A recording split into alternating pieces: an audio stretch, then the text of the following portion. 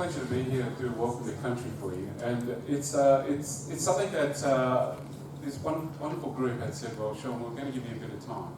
And they've given me 15 minutes to be able to get a relationship with you. And I think that's something that I really appreciate. So I'm going to do my best now to give you a sense of a Welcome to Country, which represents everything. So when you talk about one, you talk about all.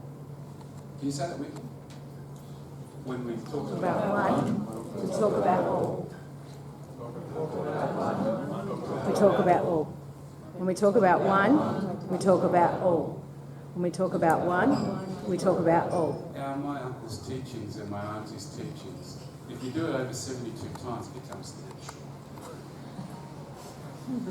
People say you naturally say this constantly in your life. Do you know that when they hear you and they spend time with you? And when you become repetition, you reinforce something that hopefully has value in your life and that you feel has a sense of place in your environment that you're in. You're talking about environment? Well, let's be honest. The environment within inside of yourself is, when you talk about yourself, you talk about the environment, right? So if we talk about you all day, we're talking about the environment. Exactly.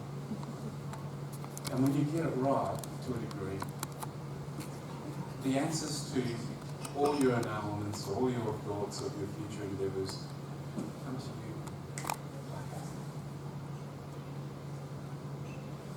Uncle, you make me sit under this tree all the time. You tell me to sit there and then you go away and you do your business. An hour, 2 hours, I sit under this tree. You actually do a circle around me to see if I get up and walk away. But I stay here. Why do you do this? Oh, woe is me. Have you learnt anything, my boy? Oh yeah, I learned that, you know, I've got a sore bum. It's hot out here. And I learned that, you know, nothing, because you're my teacher. I was told by Dad, your oldest brother, if you want to learn anything about culture, you go and see Uncle Noel. So here I am. I made my way to you, Uncle. We've come out onto country with all these other mob. I made the tea. I made the coffee. Do you know how many ways you can make tea? So trust me, I couldn't tell you. It's just I've lost count. And to put the tents up, put the tents down, put the fire on. Boy, don't use that wood. Use that wood. Why are you using this wood? Haven't you learned anything? Getting told off. I just felt like I was a burden to everyone. I thought I was out there to help, and firstly I thought I was there to learn culture.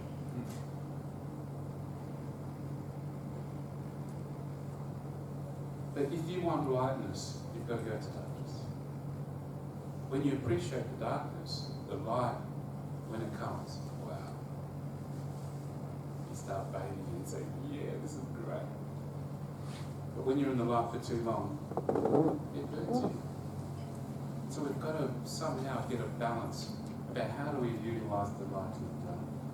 Right now we have a little bit of darkness. That our leader of the United States, which represents really the whole of the world, if you want to put it that way, is a man that we may not so much respect. Yet he found his way to that place. So we now have to work damn hard to make sure that we put a bit of balance back into it. There are people out there within your own area are put in places where you say, I'm not too sure if that's a good idea. So we've got to put a bit of balance back into it. Where's the empowerment? We may look at that and say, whatever that may be for you, as an opportunity to walk away and to give you, and to say, you know what, I chucked the towel and done that. Or do you hold your ground and say, well, in this moment of darkness, I will shine lights. I will.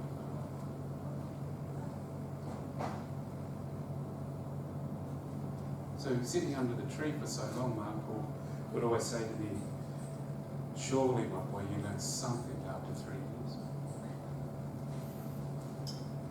Nope. Nothing. I'm just being used by you and everybody else. Drive here, drive there, put the tent up, put the tent down. Oh my goodness, I'm just a slave. I thought you loved me, Uncle. You see, when you spend time, it's one of the biggest thing you're ever going to spend in your life. Not money. Time is going to be the one thing you'll always wish for. Just another moment. That's all I was saying. I think you know what I'm talking about. And if we go back in time, this land was so full and abundant with nature of its own rhythm. And a welcome to country is to tune you to the rhythm of this country, the land that we come from.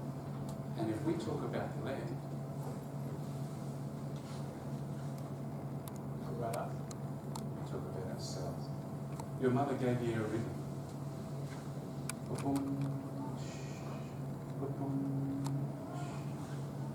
And when you go to a resting heartbeat for any decisions that you need to be made, your mind relaxes, the blood flows naturally.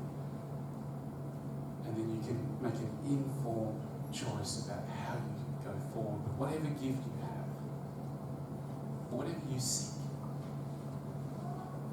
Your vision is so wide. So for us as Aboriginal people, when my uncle got me to sit underneath that tree, and oh woe was me, he would say to me as we drove, "Surely you can see it now, son." See what? Once again, uncle.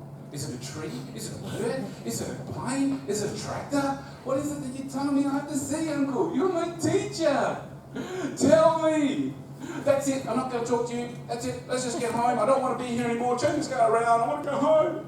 We did. Trust me. Turned the car around. Went home. 6 months later, I called him. I said, "Uncle, I'm sorry. I'm still finding there's this hole in my heart.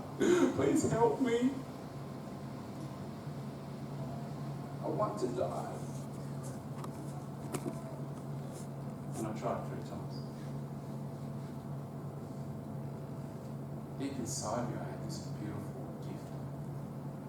You were told when you walked in, you were given a gift just earlier. That gift is a soul. Did you know that's what you were given? That's your greatest gift, a soul. Your heart is a gatekeeper between your mind and your soul.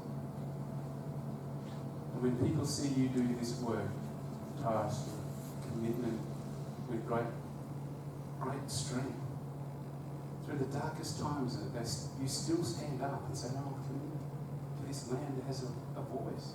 We must be in tune with it." It's because your soul is speaking in rhythm with your heart and your mind and your body. You are a gift to the land. Of the universe.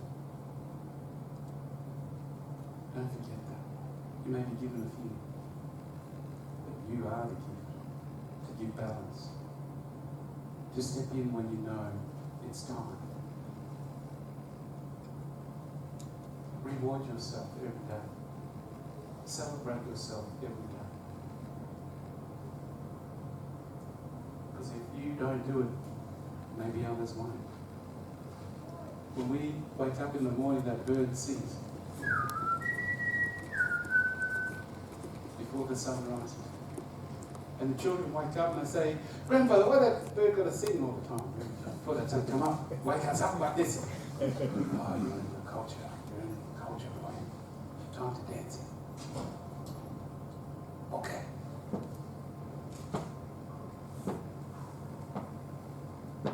You see how I'm kicking the ground?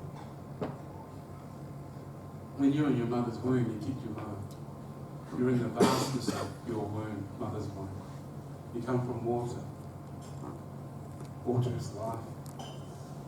It filled your lungs up and it was your sustainability. And when you kicked your mother, we marked that with art, song, dance, language, story. Because your mother celebrated that first moment. Any mothers here? You remember the first kick? Oh my goodness, It's no longer a thought, it's actually real. It's kicking right there, you can feel it. It might be a head, maybe a foot, maybe something else. And the person in the checkout line's going, oh my goodness. This is amazing, fantastic. I just want to share it. You want to share it. The other 10,000 you don't want to remember, right? Everybody make a sound. You come around to the place where you've gone from the spirit to real. We mark it with arts on against language. When you walk unaided, arts on against language. We laid you in the ground to remind you where your centre, your soul comes from, your spirit. In the ground, we leave you after you scream from going from your lungs being filled with water to oxygen, and flipped over to oxygen, water.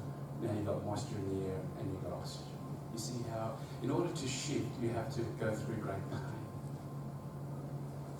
Ah! When you did that, everyone celebrated. Yay! A voice went across the land. I'm here. Your gift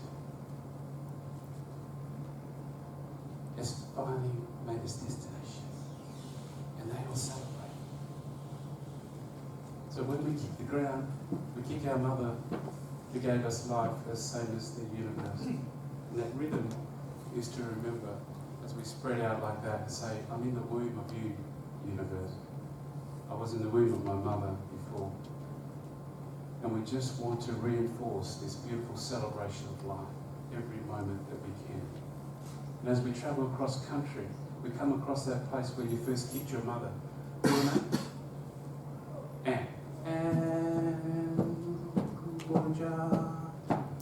And you come running up. Hey, you're dancing me? Cool, what you dancing me for? You painting me up? Yeah! This is where you first kicked your mother. Your first vibration. To let everything know that you've arrived. Right here. Oh yeah, can you feel it? Yeah, I can feel it. Because when you came from your mother's womb, you heard your mother's heartbeat. You felt your mother's warmth. You then smelt your mother. Then you tasted your mother's milk. Then you saw your mother long time later. Close your eyes, boy. You can't feel it. And get into that rhythm. It'll come. Don't you worry. That's why you close your eyes when you hold your loved one. You want to just feel their heart beat in time with your rhythm. So you've spent time on country like I did. And one day when we're driving out to York, 3 years later, my uncle says to me, nephew, can you see it? And I did. He said, yes, uncle, I can see it. My auntie was in the back, silence. I remember the air going out of my uncle's breath, and he said, turning towards me, what do you see, boy? I see something country. 15 k's west of York. We come across these beautiful trees sitting out like a still thumb. And I couldn't see for 3 years. I cried my eyes out. I remember sitting on that tree, Uncle, the sand was yellow and then there was the grey sand. I remember the ants, the black ant and the orange ant. I remember the birds changing with the side of the wind because I remember you rushing me to certain places because you were worried about that wind changing and I was going to miss it. You were so determined to get me there. And I was wondering why it is you want me to rush. There's no rush, Uncle. Oh, well, I'll do it. Go and sit on the tree, boy. And then as soon as that wind shifted, the southerly and the easterly, those birds shifted it in the rhythm of that as well. The high ones came, the low ones disappeared into the bush. It was an amazing dance and rhythm. Everything is connected, nothing is separated. Nephew, now that your great mother is present, she is your greatest teacher. My teachings now become ever so easier.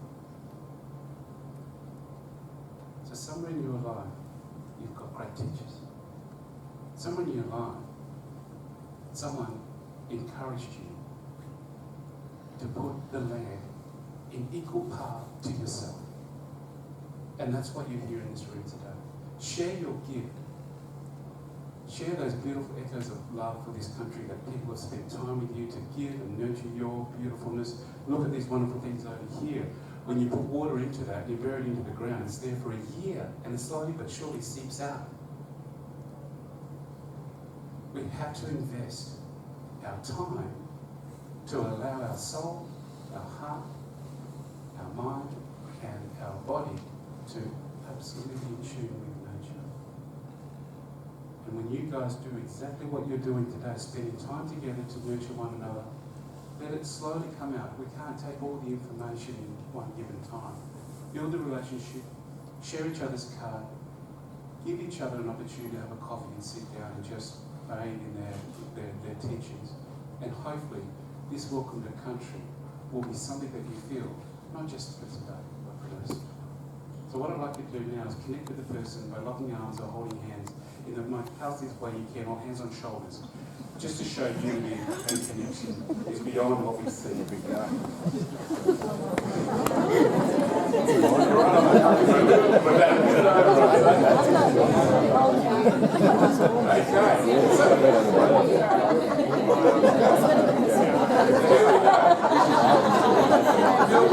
Feel safe enough, you don't have to see me.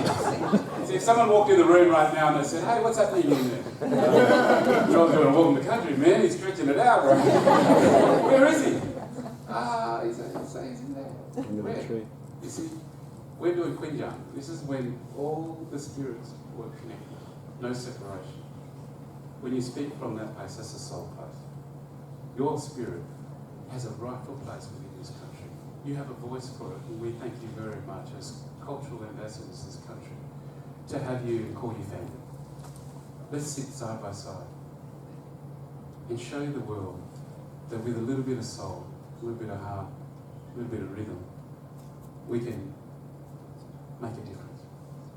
So, now that I'm blending into you all and I'm starting to now follow that old language, what I'm going to get you to do is take a deep breath in. Hold it. 3, 2, 1. Out. 3, 2, 1. In.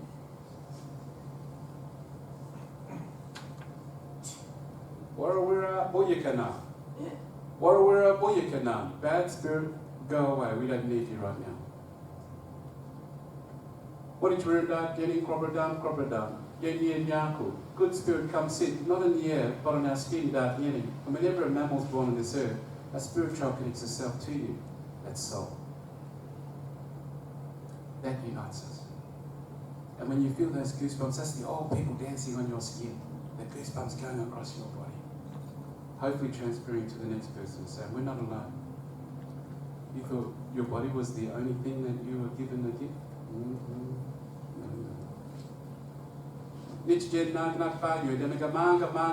We walk in the footsteps of you, our old people. I say, are we? You are one of one. Wanju, Nija, Wajak Yonga Buja, Wanju, Nija, Wajak Murich Yogas, Wanju, welcome. Murich is really good. Yogas are women, Wajmaman is our men. To that little Wirakunga inside your body right now. Hopefully he's dancing and celebrating, or she. Say, look at you, Mom. When we come together and we unite, everything's possible. So enjoy the day. Thank you very much for inviting me here today to do a walk into the country. I hope the rest of your journey you'll feel goosebumps, and all the gods bless you. Thank you very much. Till then, ciao.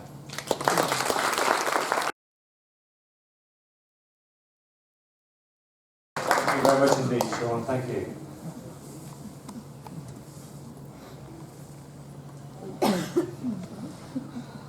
And so, to our keynote speaker, Dr. Julian Bolter from the University of WA. Julian is the Acting Director of the Australian Urban Design Research Centre, the AUDRC, at the University of Western Australia. His role at the AUDRC includes teaching a master's program in urban design and conducting urban design-related research and design projects. Julian is an experienced landscape architect, an urban designer, and has worked in design offices in Australia, the US, the UK, and the Middle East. He has completed a PhD concerning Dubai's urban development and has commercially published 6 books, Made in Australia, The Future of Australian Cities, with co-author Richard Weller, Take Me to the River, as a talking heads track, History of Perth's foreshore. Scavenging the suburbs, auditing Perth for 1 million infill dwellings. The Coast Cities of Australia. A survey of new city development proposals and their lessons for Australia's 21st century development. And Desert Paradises, surveying the landscapes of Dubai's urban model. And God help us, the problems of transit-orientated development and the potential of green space-oriented development. In 2014, Julian was awarded the Australian Institute of Landscape Architects West Australian Gold Medal Award in conjunction with the aforementioned Richard Weller for Made in Australia. In 2016, he awarded the Margaret Metcalf Award for Research, an honourable mention for the International Planning History Society Book Prize, the most innovative book in planning history category. A national commendation for the Bates Smart Reward for Architecture in the Media at the Victorian Architecture Awards, and the West Australian Institute of Landscape Architects Award for Excellence in Research and Communication, all for Take Me to the River, the history of Perth's river foreshore.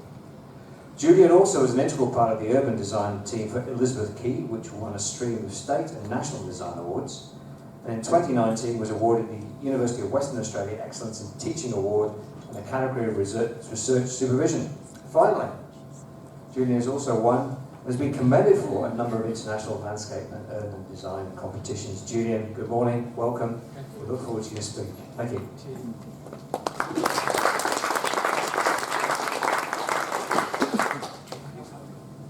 God, I sound so conceited. Sorry, I've got to look at that bio, that's really embarrassing.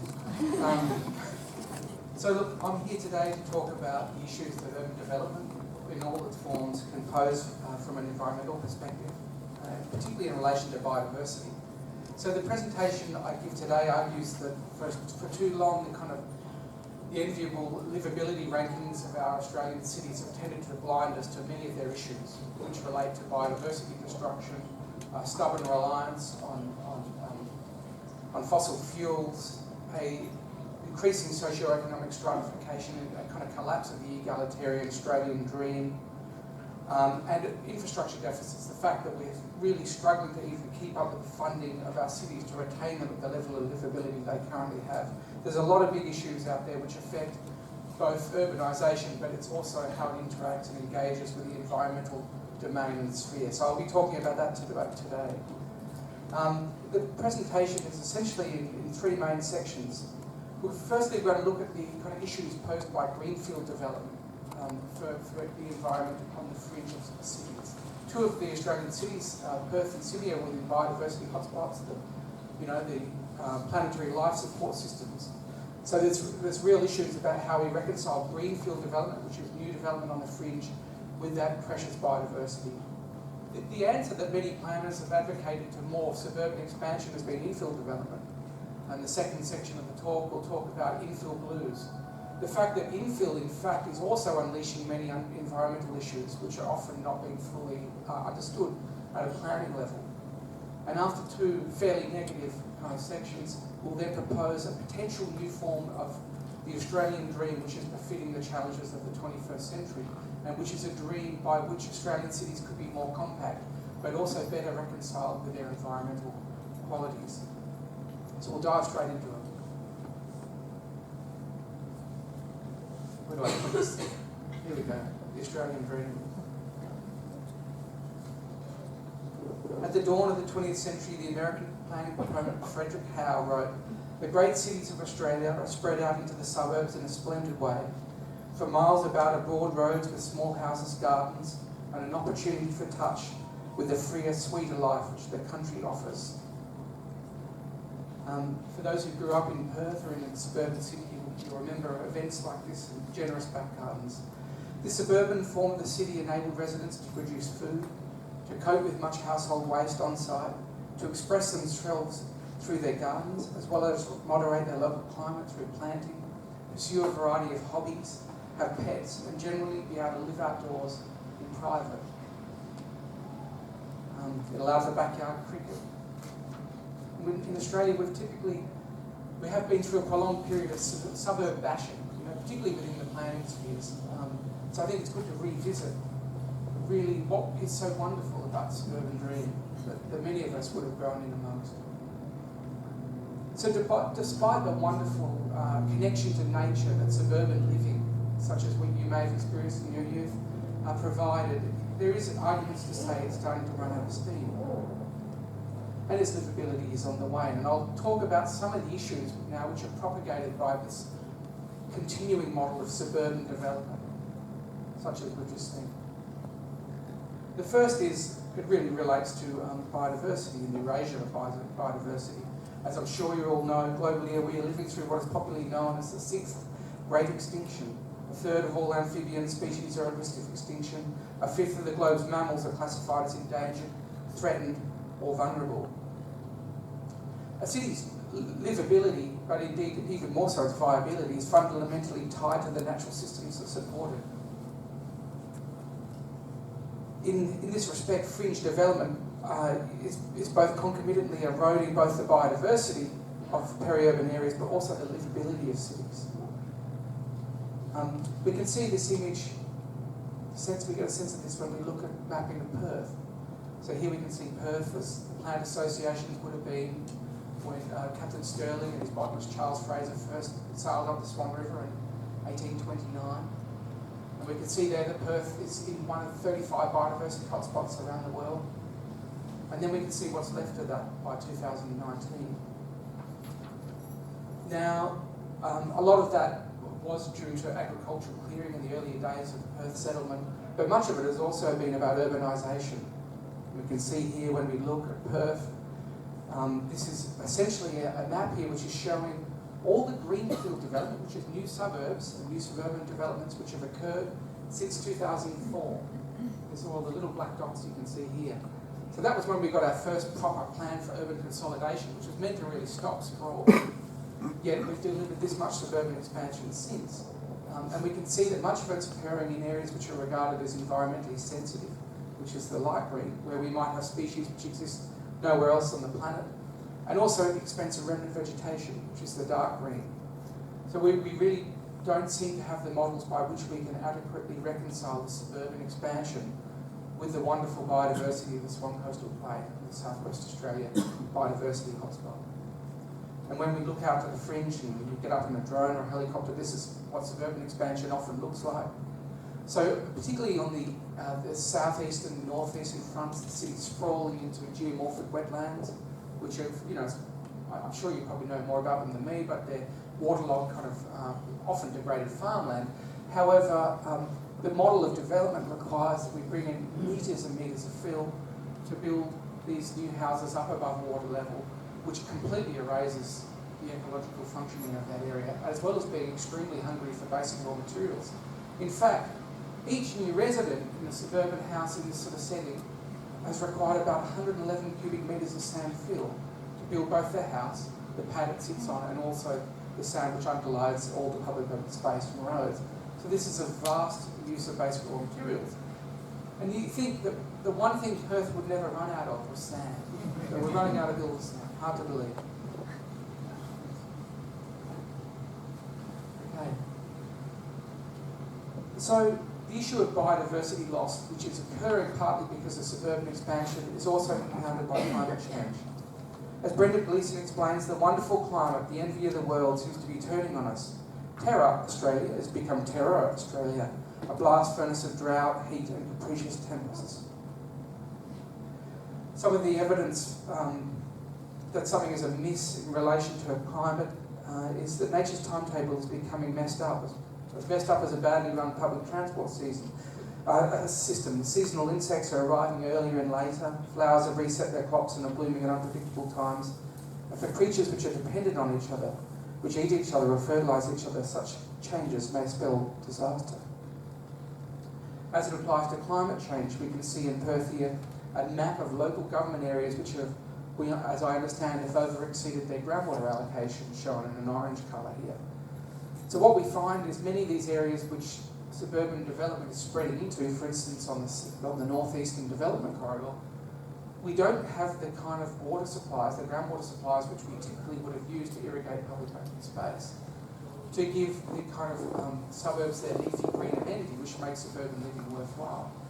So there's a whole question here, I think, in relation to these new suburbs being developed in these areas, is how do we develop a high amenity suburb which doesn't have the green space we typically regard as being essential to the suburban dream.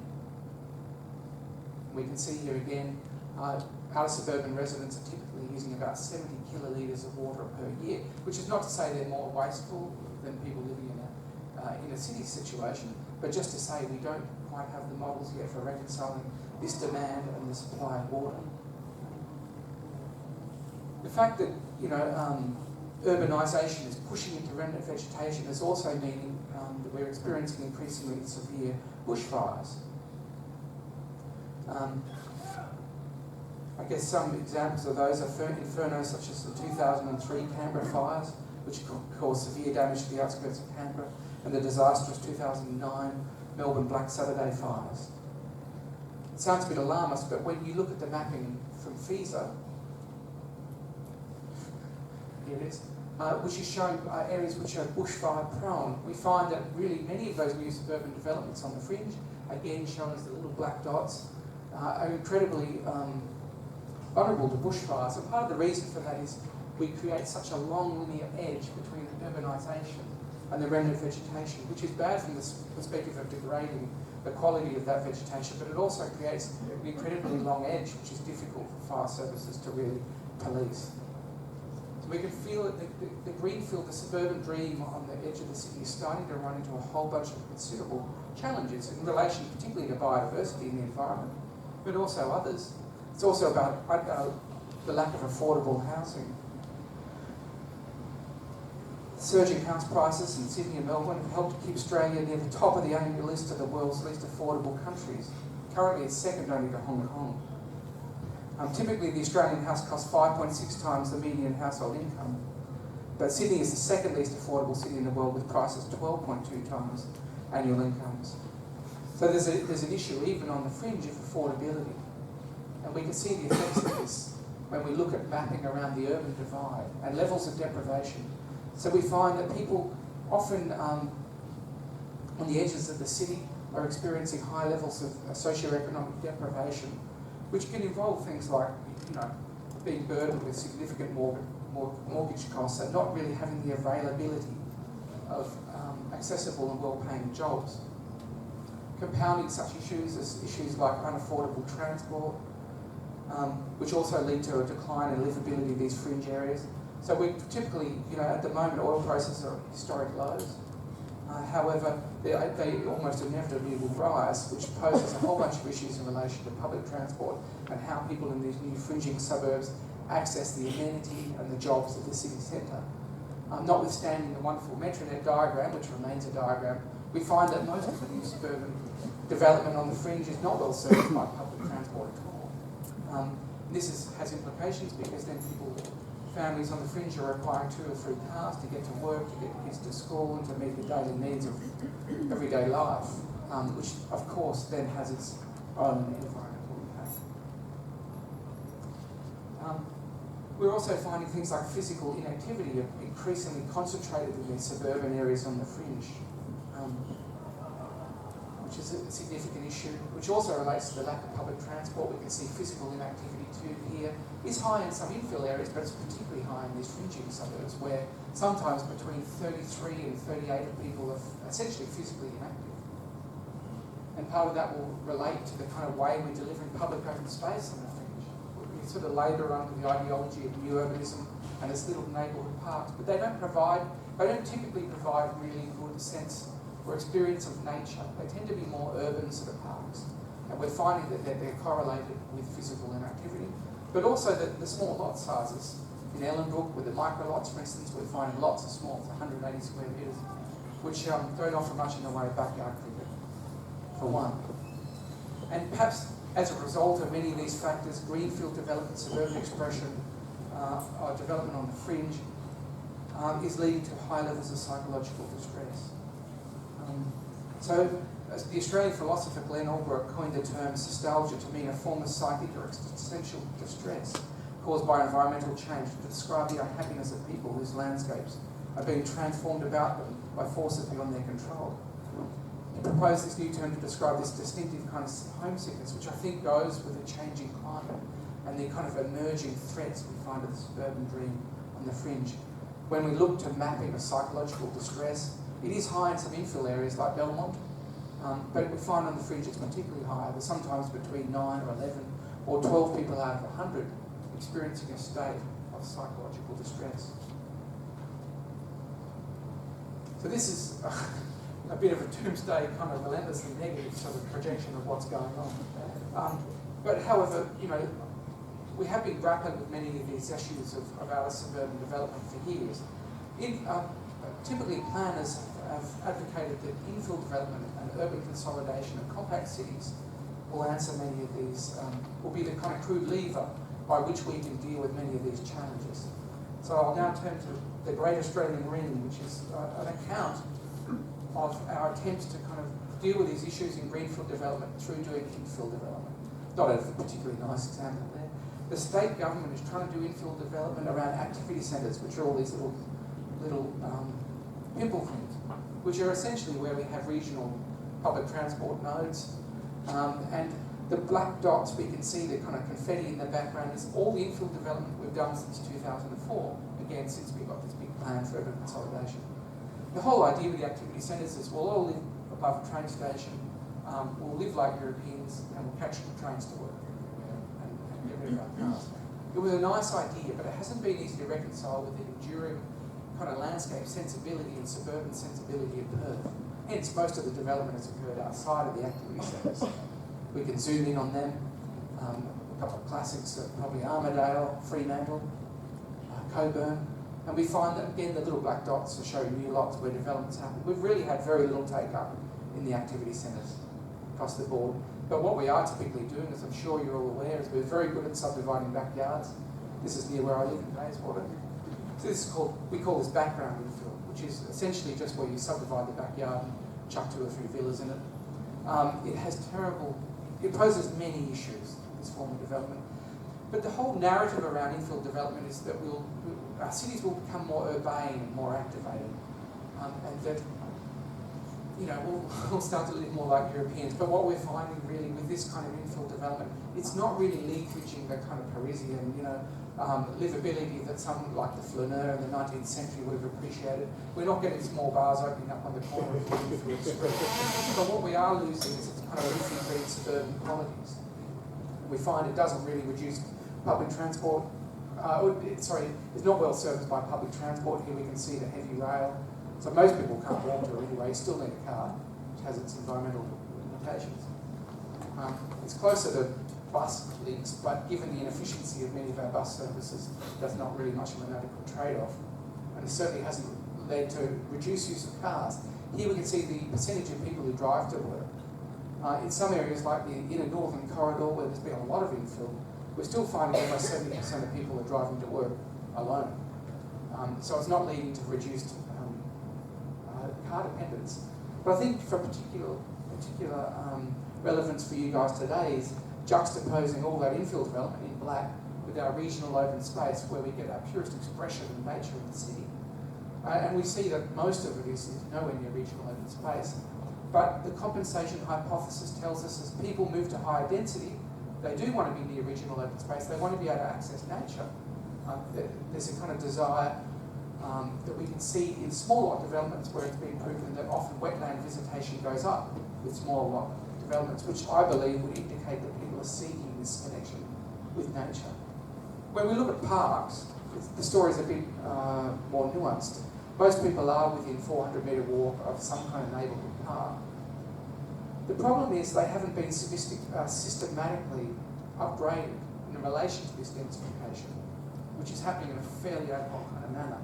Now, I don't mean to simplify a complex situation, but I think that it could be said that particularly in our middle ring kind of suburbs, much of this parkland hasn't been well designed to accommodate the needs of higher density residents. I don't mean they're dense residents, but they're living at a higher density. So the parks are typically, these kind of ubiquitous parks are simply turf, generally, having only a few scattered remnant trees. According to the Centre of Built Environment and Health, among these parks in Perth suburban core, 22% have no trees, only 10% have significant wildlife function, 74% of parks have a ubiquitous underlay of reticulated turf, which is a bad thing in this drying climate, and 54% have no walking paths. So there's a question here with some of these parks whether they're really offering the amenity that's required. We've gone and done a lot of time-lapse photography starting at 5 in the morning and concluding at 6 in the evening, and finding some parks which were not used at all, which isn't to say parks aren't important. I think it's to say we could do more with them. But at the same time, and of importance to you guys, is the fact that this background infill in the black dots is eroding urban forests. We're finding areas which haven't been well organised, connected or resourced enough to fight infill development, like Bayswater or Belmont, are getting down to 5 to 10% urban forest cover, which is really bad. The suburbs like Mosman Park, which are well connected, well resourced, have been able to resist infill, and their urban forest canopy cover is much higher, up around 30%. And looks something like this. So I don't think I would need to lecture you guys on the importance of the urban forest in terms of the ecosystem services, of sequestering carbon, of infiltrating water, stormwater into the aquifer, providing habitats for biodiversity, of giving us mental and physical health benefits. It's a very important thing. But what we find is with background infill being unleashed, we're losing the urban forest. And this is not, I think, just about the livability of our suburbs, but also about the viability of the city from a broader view. And when we look at this corresponding inactivity map here, of people out of 100, we find that many of the areas which have had a lot of infill development have very high levels of physical inactivity. In the inner northern corridor, that could be 32 to 34 people out of 100. And I think a diminished public realm and smaller backyards certainly is a factor in this. When you get down on the ground, this is a little tour of near where I live, 50 Shades of Grey, the fish's arse, tight house. We're finding that many of the outcomes are not truly urban, but they're not really green and suburban either. They're stranded in the middle somewhere. Worst of all worlds in some respects.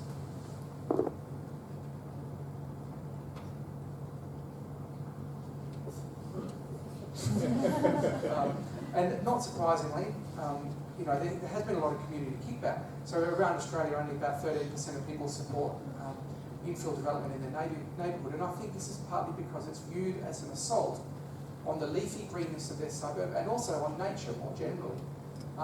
Planners have long characterised such people as NIMBYs, not in my backyard, but we thought planning needs a new acronym, so we've got another one, it's called BANANAS, which should build absolutely nothing anywhere near anything.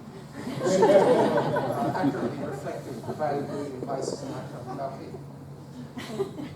So, after two relentlessly negative sections, I'll now venture something which is more propositional and perhaps, hopefully, more positive.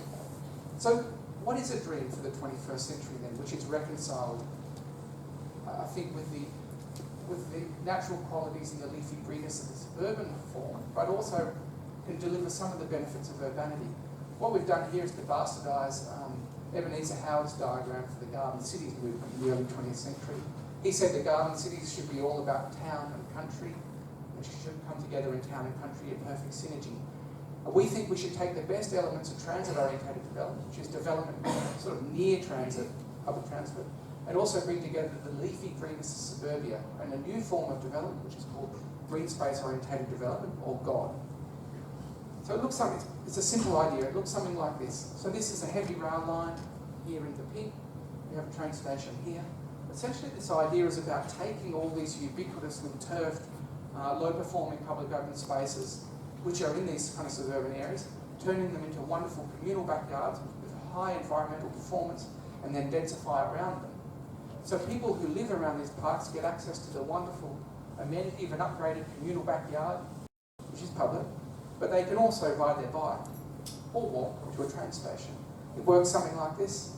The idea is we take these kind of ubiquitously turfed parks in the top there, we upgrade the park as an incentive to the community to accept infill development, we upzone the area around it, develop it, and then really upgrade the park again so that it meets the needs of the people living around it. It's a simple idea. And it's all about synergies. We called it synergistic density originally, which is the idea that we've known for many years that green space provides benefits to people living at a higher density. You're healthier just by looking at green space. You don't even need to get into it because the body relaxes. It has mental health benefits. It allows biodiversity, local climate regulation, air purification, water purification. So we've always known this stuff is good for that. But at the same time, the densified urban form provides potential supplies of rainwater, increased stormwater flows, nutrients for communal composting, passive surveillance of the park to make it safer, capital, increased land rates and taxes can go back into the park. There's people living around it activate it, and they can also work in it if they truly have ownership of it. They can labour in the park. So there's wonderful synergies in this, which is why, it's God.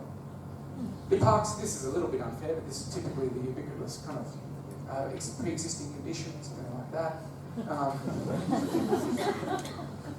And the idea really is that you can go to something like that. People can, it's the leafy greenness of suburbia and the density of transit-orientated development. It looks like something like that from outside. Here in the bottom left, we have a kind of loose fit space, which allows a whole bunch of different functions to be adapted over time. So different things can go in there. You can have many of the functions that might have been in the backyard. There's a kind of place to rent out, have private parties. There's a veggie garden, there's communal composting, there's a skateboard ramp. There's all these kind of things which otherwise would have found expression in the suburbs. And you keep some of the overheads and just use them more efficiently. We've been lucky in the sense that we're now, with my colleagues at the Australian Urban Design Research Centre, we're applying for health-based funding to try and understand and test the health benefits of different public open space types, so we can understand more about what we should be delivering in God, so that it has the maximum health outcomes. We're testing all these different models of open space, which are in Perth, you can see in black. But it's not just about parks, because there's actually 9 times more public open space in streets and verges than there are in parks. So we've started to think, well, if we have a heavy rail station here, how can we connect that to a park which has a densified catchment, and to schools, and to other important amenities? So these are, existing streets. They're really just a kind of conduit for funneling cars. Why would you ever use the street from an amenity point of view if you've got a big back garden? There was no need for that. But what we're doing is actually saying, can we take these streets, which are otherwise just about moving cars, meander the roadway, and open up potential areas for play spaces or community gardens or pavilions? And then how can we densify around this kind of linear park/street model, which is much more multifunctional, much more walkable, much better for funneling biodiversity. We've looked at other models. It all comes down to car parking. Anyone will tell you about how we can actually get cars off private lots, get them on the street, and then develop wonderful courtyard-like dwellings which are framed around trees, where you can have density and also leafy green amenity. And we've been working with these models with communities. This is our co-design model, where we get out with the communities and interact with them and understand how they would like to see their streetscapes and how they would like to see their infill in their backyard. This has been done by my colleague Anthony Duckworth-Smith. So finally, by way of conclusion, currently more than half of humanity, 3.5 billion people live in cities, and the UN project this number will continue to grow. At the same time, between 2000 and 2015 around the world, the spread of cities increased much quicker than the population growth. So while there's often a sense amongst the planning community that the argument against suburban sprawl has been won, it really hasn't been on a global scale. It's occurring faster than ever.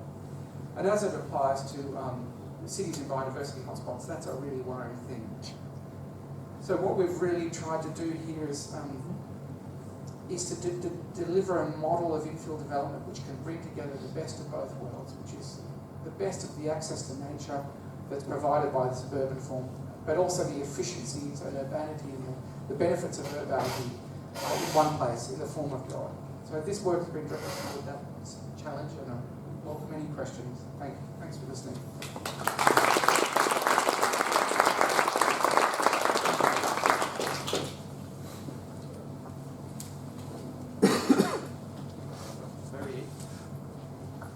Hello, yeah, okay.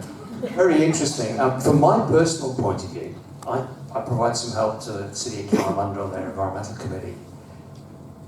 Beginning of this year, the planners got it that they have the legal power to try and control development. So quarter acre, half acre blocks are just turning into concrete backyards. They've seen the light. Yippee, at last. What Julian's been talking about, they're starting to engage with that. They're starting to think, how could they think smarter? As Richard Branson said, screw business as usual. Anyway, any questions, please?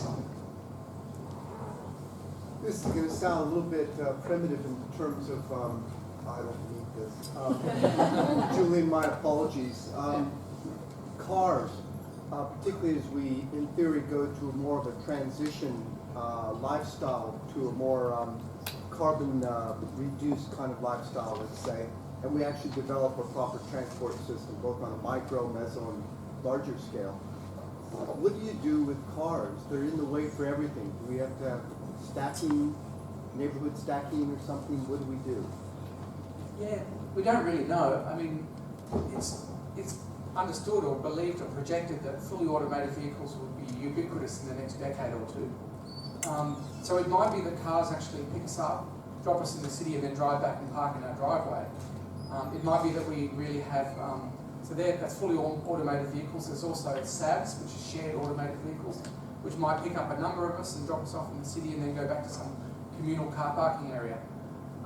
It does come back to cars, and there's a lot of unknowns because we can't truly project what the effect of fully automated vehicles are going to be.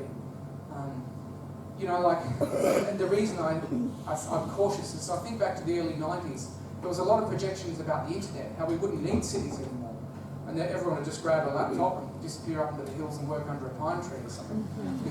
So it's always very hard to say what the effects of this new form of transport is going to be. But when we look back at history, streetcars, railways, or just walking, all these forms of transport shaped ancient cities, 19th century cities, 20th century cities.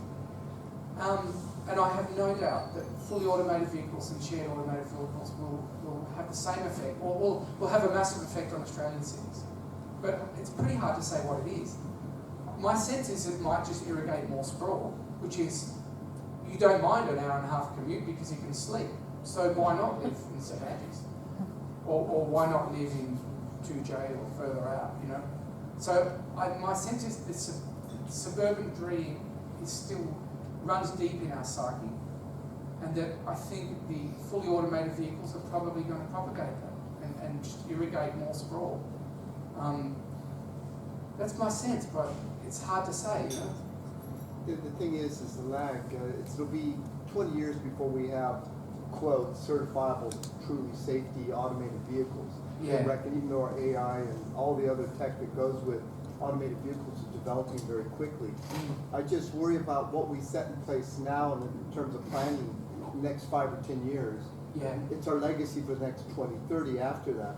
Meanwhile, we've got there, but we're stuck in this post-century thing. But we now have automated vehicles, but we're in a dinosaur urban sprawl, so to speak. Yeah. That's what worries me is. Yeah, no, I agree. And you're right that the tech's coming on very quickly, but it's the legal dimension of it that's a bit slower. Like, if a fully automated vehicle mows down a kid outside of school, who's at fault exactly? Is it the people who produce the GIS maps and the software? Is it the car manufacturer? Is it the person who was sitting in the front seat who was playing on their phone, who was meant to be watching in case something like that was about to happen? And I think it's the legal dimension of these things which is probably more of a hurdle than the tech dimension. And I do worry too. For instance, the state government's attempt to build density around heavy rail nodes is a very 19th century idea. And we might spend a lot of government money trying to make that happen, but if fully automated vehicles become ubiquitous, is that really an appropriate model? These are all open questions to which I think that there's no adequate answers just yet. But I also do worry about it. Yes, one more question, but I suppose it all depends on the NBN working as well. Yeah, it does. I begin, or the NB when, where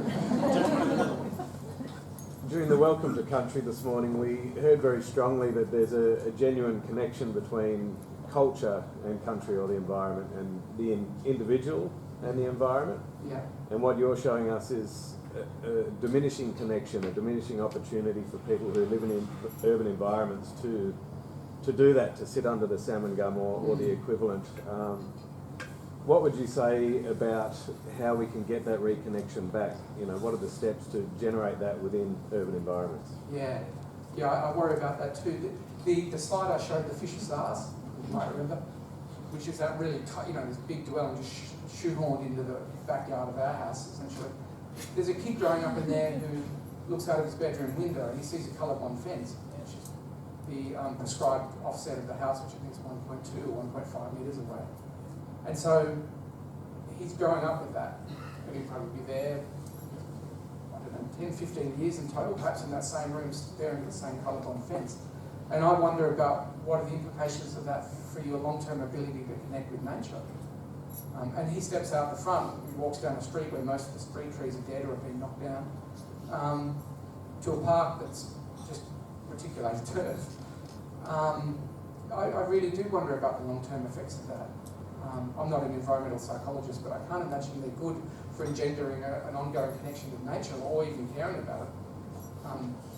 So I think there's a couple of things we need to do. I can only talk from an urban infill perspective, but we need to be prescribing maximum site coverage for infill development. I think it is going to continue to occur in backyards, but you've got to say you have to leave enough deep soil zones for mature trees. The recent Design WA guide for apartment design guidelines is starting to really prescribe some of the stuff, so that's really good. So I think we can do that backyard infill better, so that at least this kid's got a couple of mature trees to climb, hopefully in 10 years.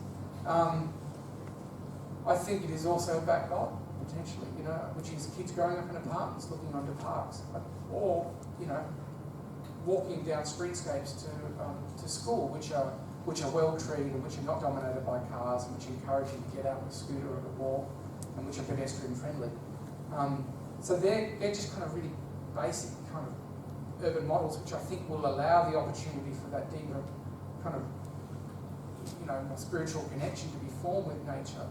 We haven't sort of delved into that too much because I think that's such an individual kind of thing and it's not really my area, but you know, I think we need to also get to a sense of country being more sacred too. You know, since the Europeans turned up in Perth, the first thing Septimus Road did was just was to draw a grid over what's now central Perth and flog it off for real estate. You know, you know, James Sterling proposed a giant park at the foot of the city, and then he went away on holiday and he came back and Septimus Road flogged it off for real estate. So I think that's a long-standing Perth thing of land being a commodity to market. And even Karl Marx cited Perth as an example of the failures of capitalism because of our rampant land speculation. So I think we need to get away from this idea that, you know, it's your birthright to flog off the backyard, you know, and to chuck a house on it, and to reconnect with the land as being a sacred thing. But how you will do that is not something I would begin to speculate on.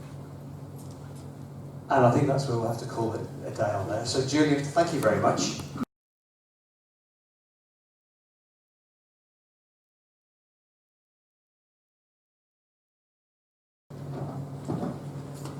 Okay, our first presentation is from Richard Mather. So if Richard could come up, please. Richard's been working in the rangelands for the past 12 years since finishing an agricultural science degree at UWA. His qualifications in GIS and management business GIS and agribusiness management.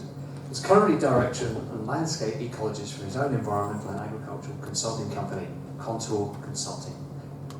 Richard, thank you.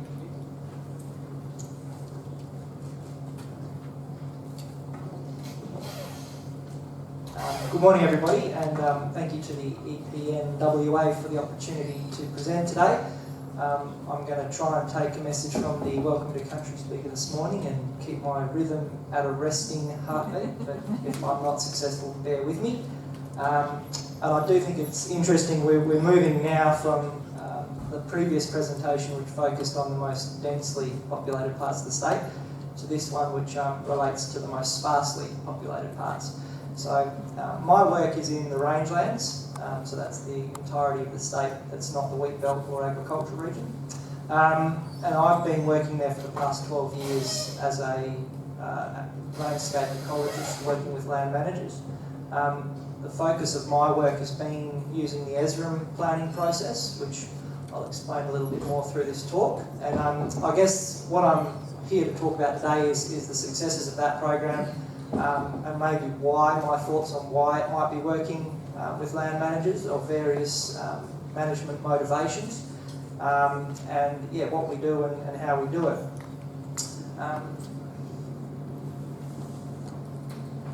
So the ESRM process, ESRM stands for Ecologically Sustainable Rangelands Management. It works with land managers to benchmark the ecological indicators of their own properties or stations or mine sites, Indigenous protected areas, whoever it might be. And aims to develop management plans that achieve positive outcomes across multiple values.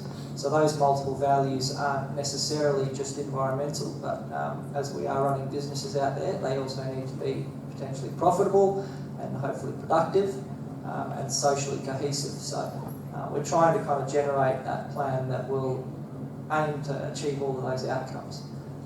It's essentially a mapping exercise, and it's very heavily focused on having a conversation. So we sit around a large map within an office, and whoever has an interest in that particular parcel of land, be it the station manager or the mine site operator or the Indigenous group, is in the room, and we chat about what are we going to do with this parcel of land, what do we want to see in this parcel of land, and what do we want to get from this parcel of land.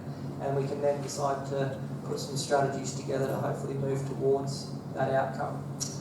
So from the mapping discussion, we go away and we develop up a management plan that's then put back to all those particular stakeholders for them to review, comment upon and change if necessary, until we get a plan that everybody's happy with and prepared to stand behind as their own ideas and vision for that landscape. So the process is based on science and uses current best practice science as it comes out and becomes available. It's founded on science that formed over 50 years ago. So my mentor, I guess you'd call him, began working in Southern Africa and started using this mapping process over there, and he found it was a successful process to be used there. He then brought that over to Western Australia and worked in Western Australia for another 20 or 30 years. So it's been around a fair time. It's morphed in that period, obviously. It started as a government-funded project in WA and ran for about 8 years as a government-funded program working with land managers. I took it on in 2007 when I came out of university and started at the bottom. Worked my way up to manage the program within the government, and then the funding ran out, which tends to happen. I took it to the private industry and worked with a private consultancy firm for a further 4 years. Wasn't really sure whether it would continue. I guess it was a real test for the process because it was the first time that it became a process that the land managers had to pay for themselves. Luckily it did, and yeah, in the last 3 years I've actually moved away and started my own business doing the same thing, and it's continued on in that guise. So we use best practice science, but I think there's a really strong difference with a lot of other planning processes that get done around the place, and that's that we really try to focus on the people actually out on the ground doing the management. So we try and engage strongly with them from the very start and make it known that it's their plan. If they're the ones who are going to be doing the work, it's got to be their plan. Pastoralists are pretty sick and tired of plans that get imposed upon them by various groups that they don't necessarily have buy-in to. So we've been quite successful, I think, because we actually make it the process driven by the pastoralist and the land manager. A lot of the discussion we have is to actually capture their own ideas, knowledge, observations and ideas for the future of their station or in an Indigenous protected area, the Indigenous community's ideas for their area. So where are we now? As I said, the process has been running for approximately 12 years. We've now worked with 85 pastoral properties and mine sites and IPAs.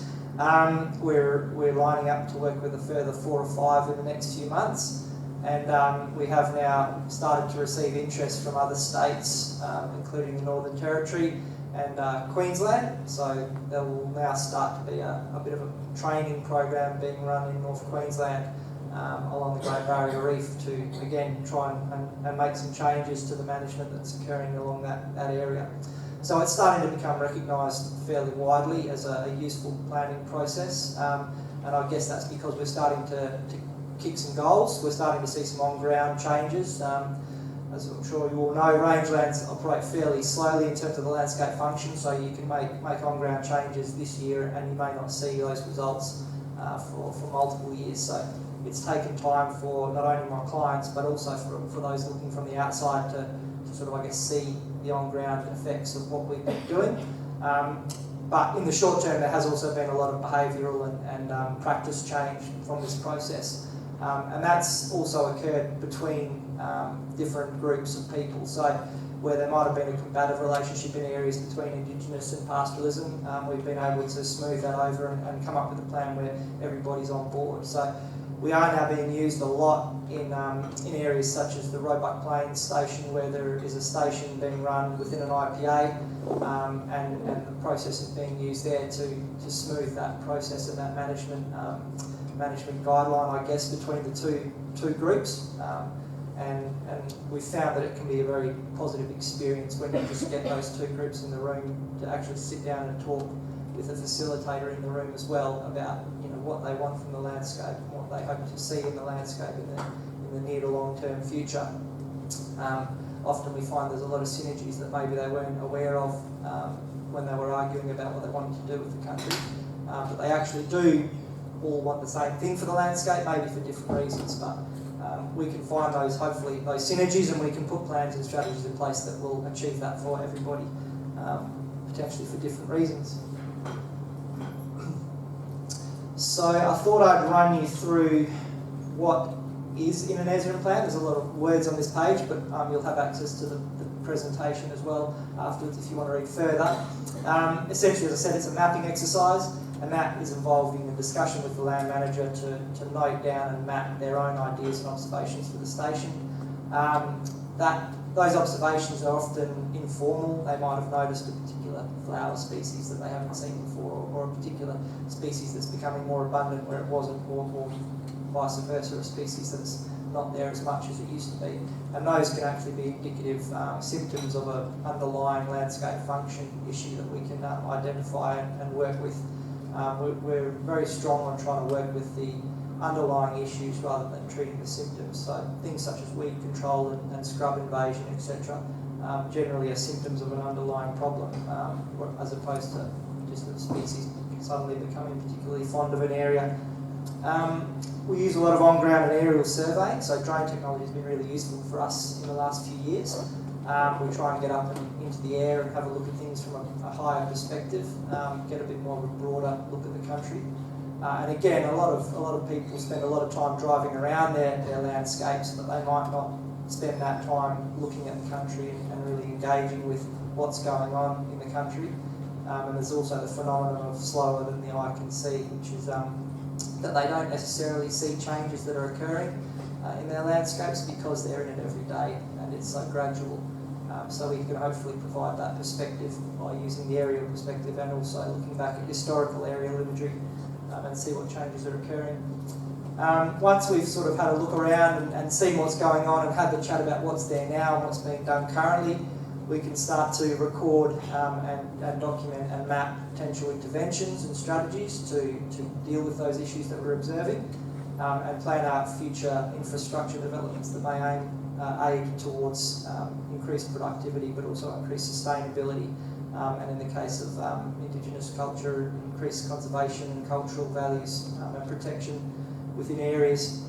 And finally, we take all of that and we develop it up into a plan that summarises the discussions, tries to use as many maps and diagrams as possible, and lays it all out in a single, succinct as it can be, document.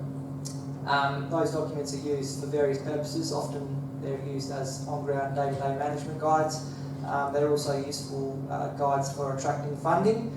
A lot of the state and federal government programs now see ESRM plans as being useful tools to guide funding towards on-ground works.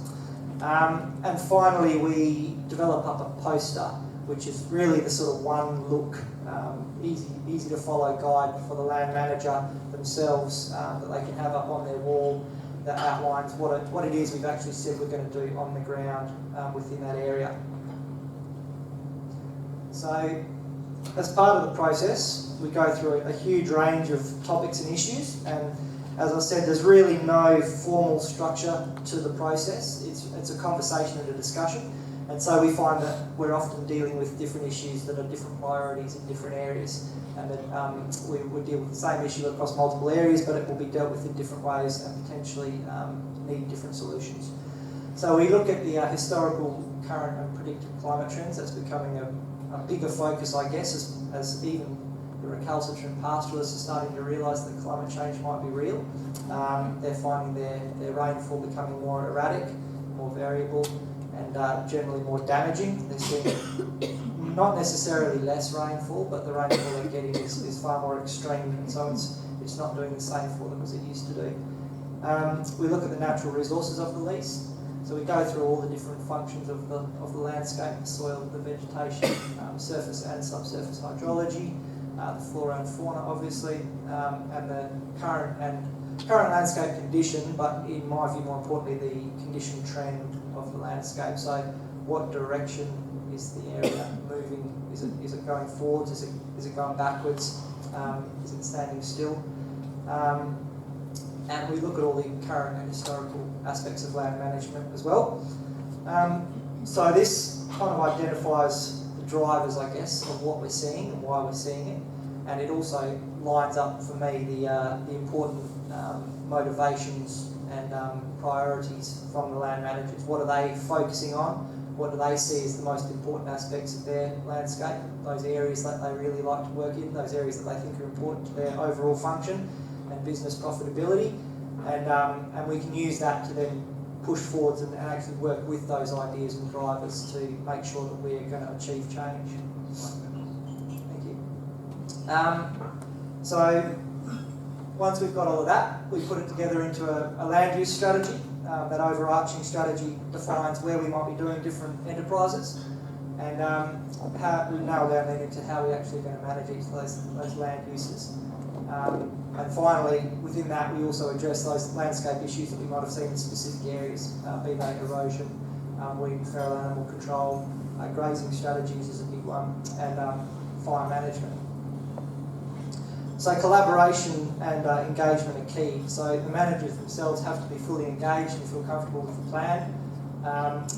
I believe that the informal nature of the EIANZ planning process is one of the reasons why it's very popular with land managers.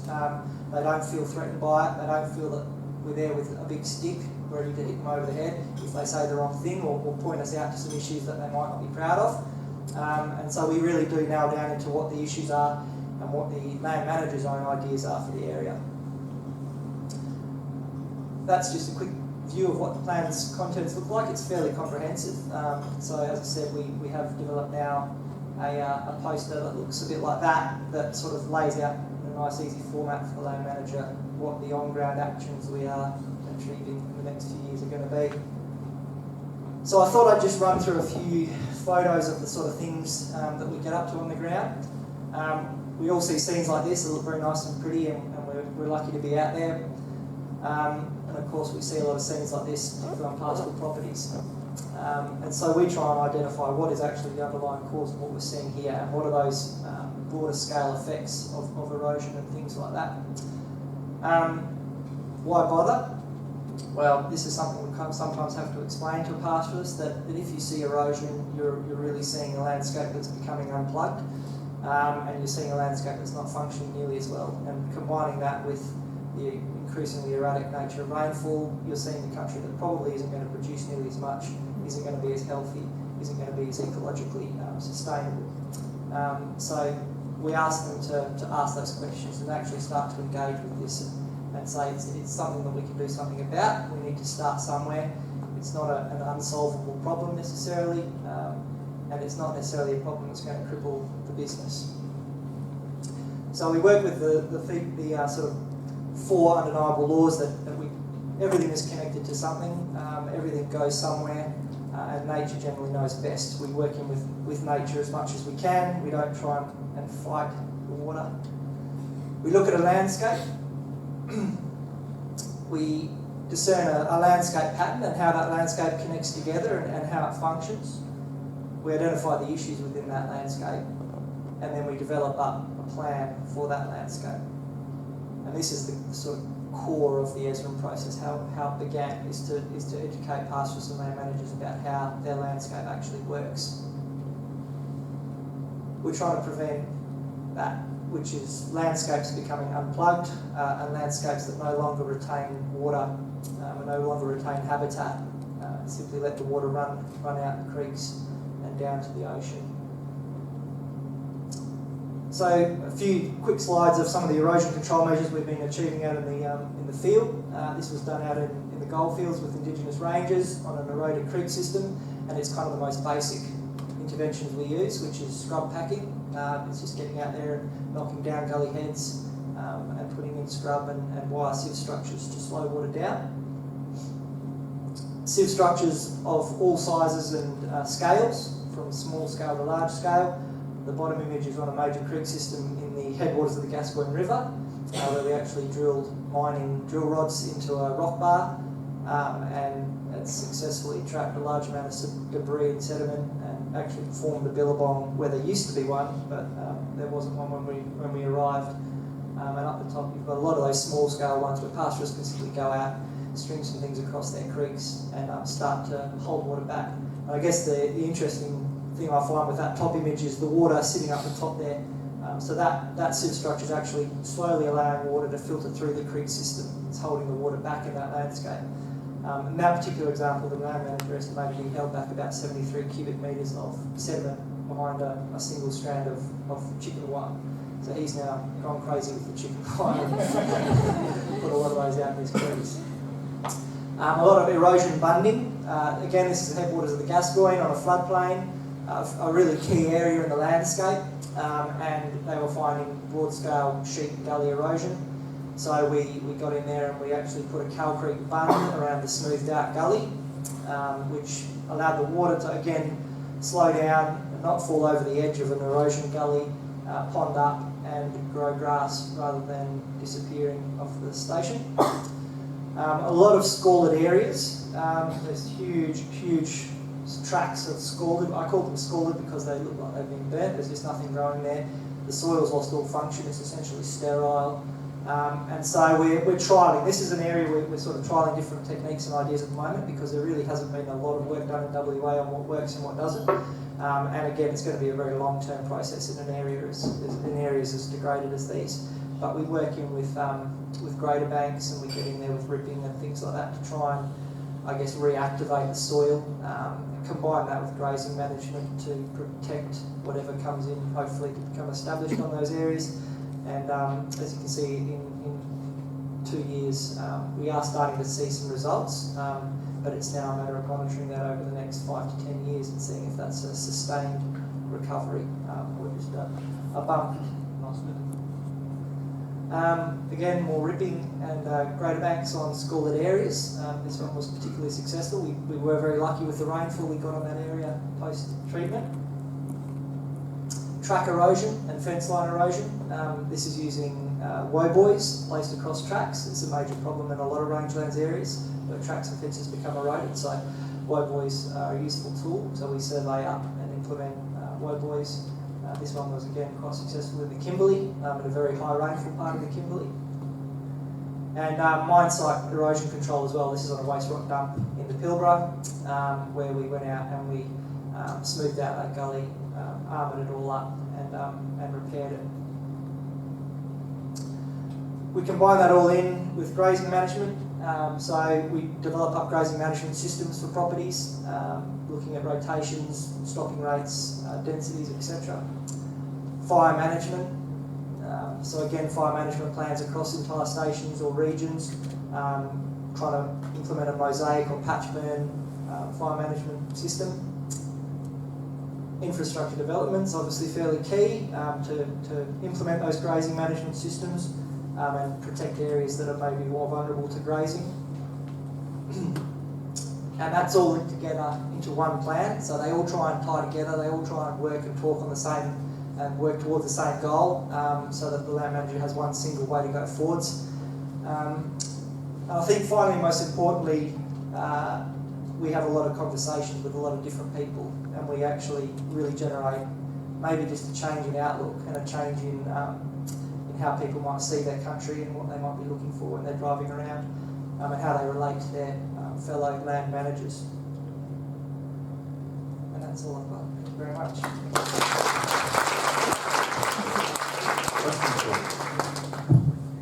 Probably got time for one. Time for one, says Belinda. Anybody? Gentleman who doesn't need the microphone.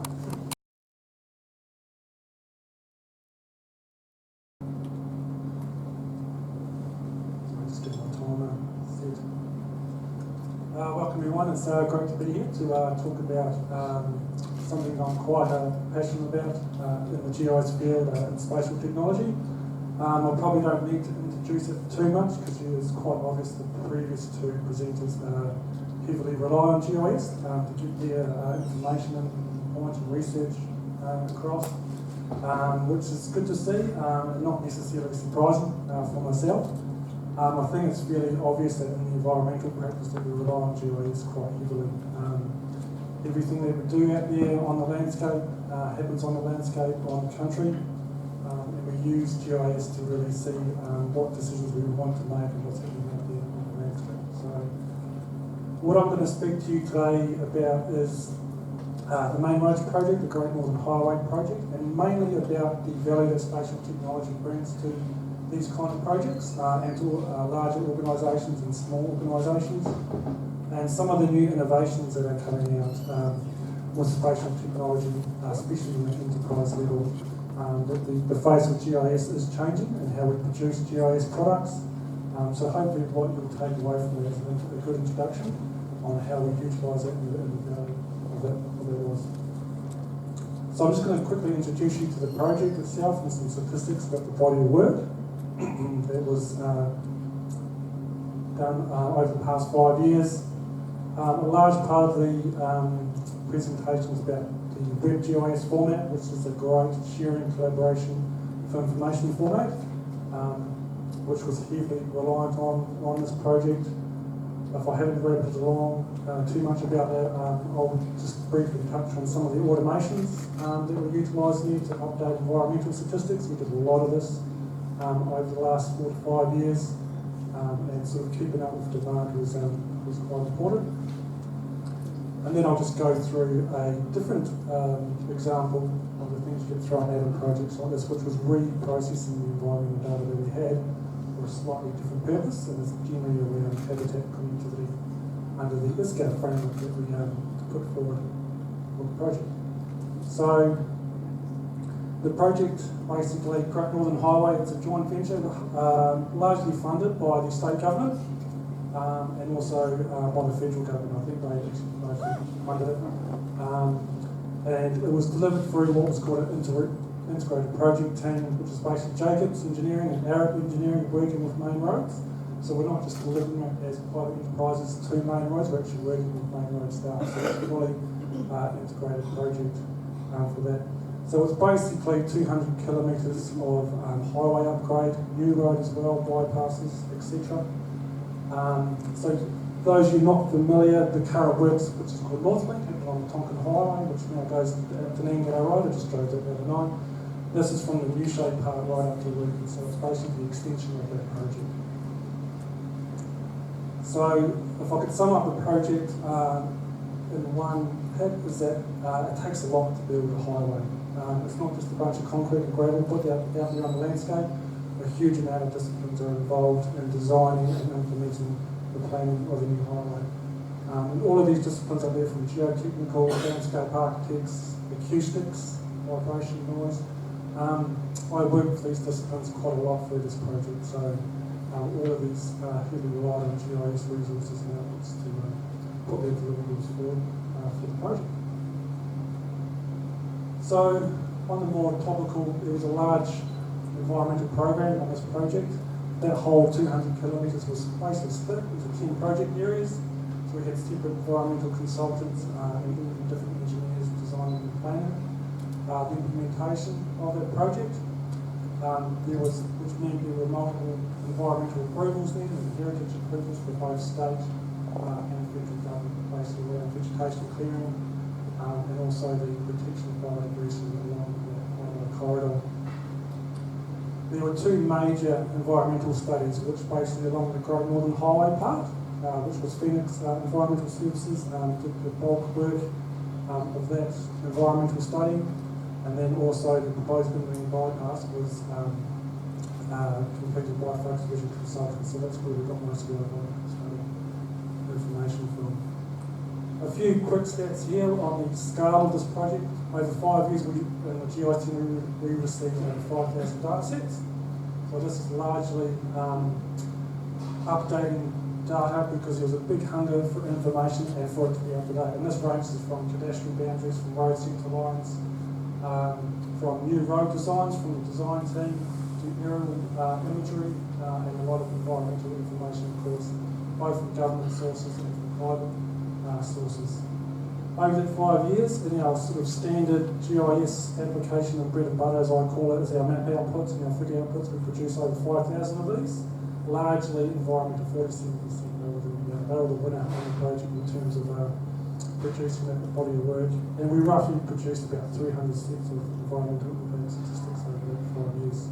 So you can imagine it was a large body of work over that time. So just to touch on the environmental studies put together.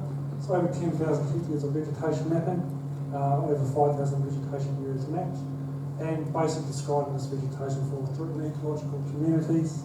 Black cockatoo habitat and red-tailed black cockatoo habitat was a big part of this project in terms of foraging and breeding habitat through that vegetation. Native vegetation, also the condition of the vegetation was also quite vital for environmental improvements. Our old mate here, Carnaby's black cockatoo, which was, like I said, a huge component of this project. So 44,000 individual trees were GPS and geolocated, mapped, and also assessed for habitat use. So that's basically the presence of hollows, whether they've been used or not. So I think we could quite easily call this the Great Cockatoo Highway because it was a huge part of this project in terms of the approvals and in particular habitat. 3,500 locations of priority and through the floor were also located along those two projects within the bypass. And also you can imagine there's a huge amount of environmental information being collected and used. So how do we share all that information? It's an interesting topic and it's basically different for different projects. I guess you could go to the desktop approach where everyone just uses GIS software or some kind of visualization software, but this brings a question on which one. Are we going to get the expensive one? Are we going to get the free one? Does everyone have the skill set to use it? How will we manage our data in central databases, or will we have separate databases of people? This presents a huge amount of problems on a large project like that. Or we could go down the old roll plot route, which we still use quite significantly, but doing roll plots all the time is quite inefficient. As a space witness, they do take quite a lot of time to complete and to do a lot. Those are used a lot of paper, and they're not interactive. You can't really interact with the information much.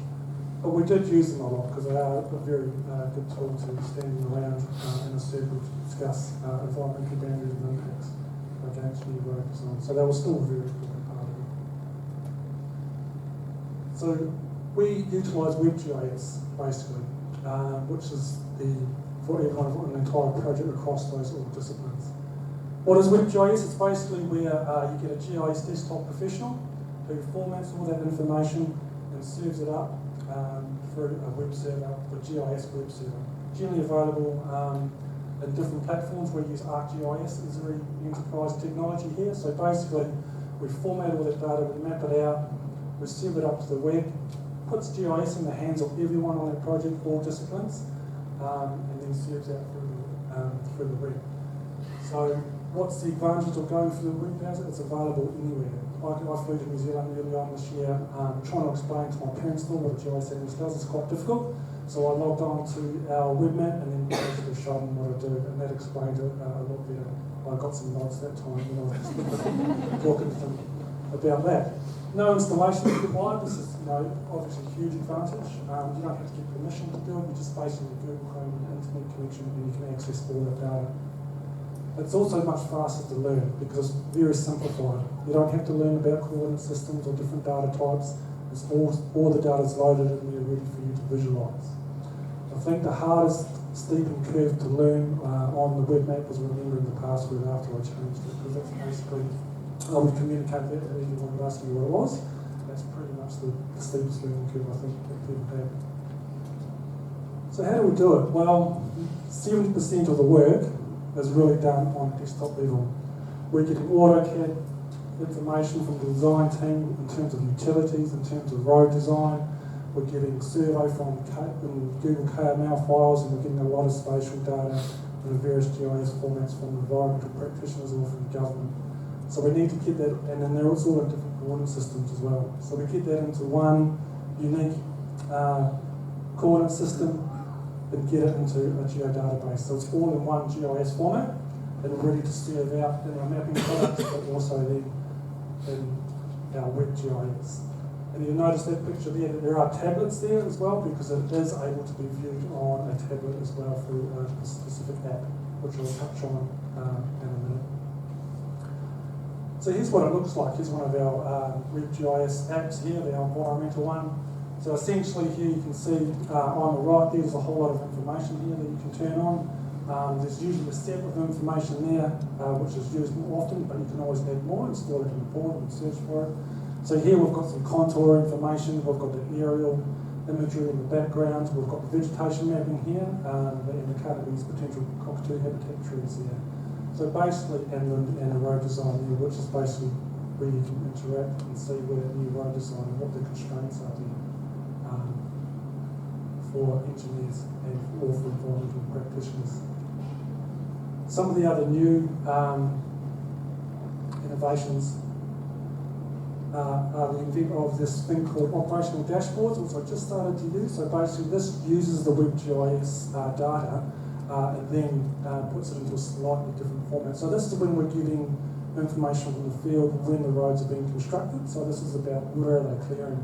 So we overlay where they've cleared and overlay that with the environmental vegetation data and then compare that against the environmental permit allowance. And so then we can track that on a monthly basis as we get that, and we can track how they're tracking in terms of the amount of vegetation they cleared.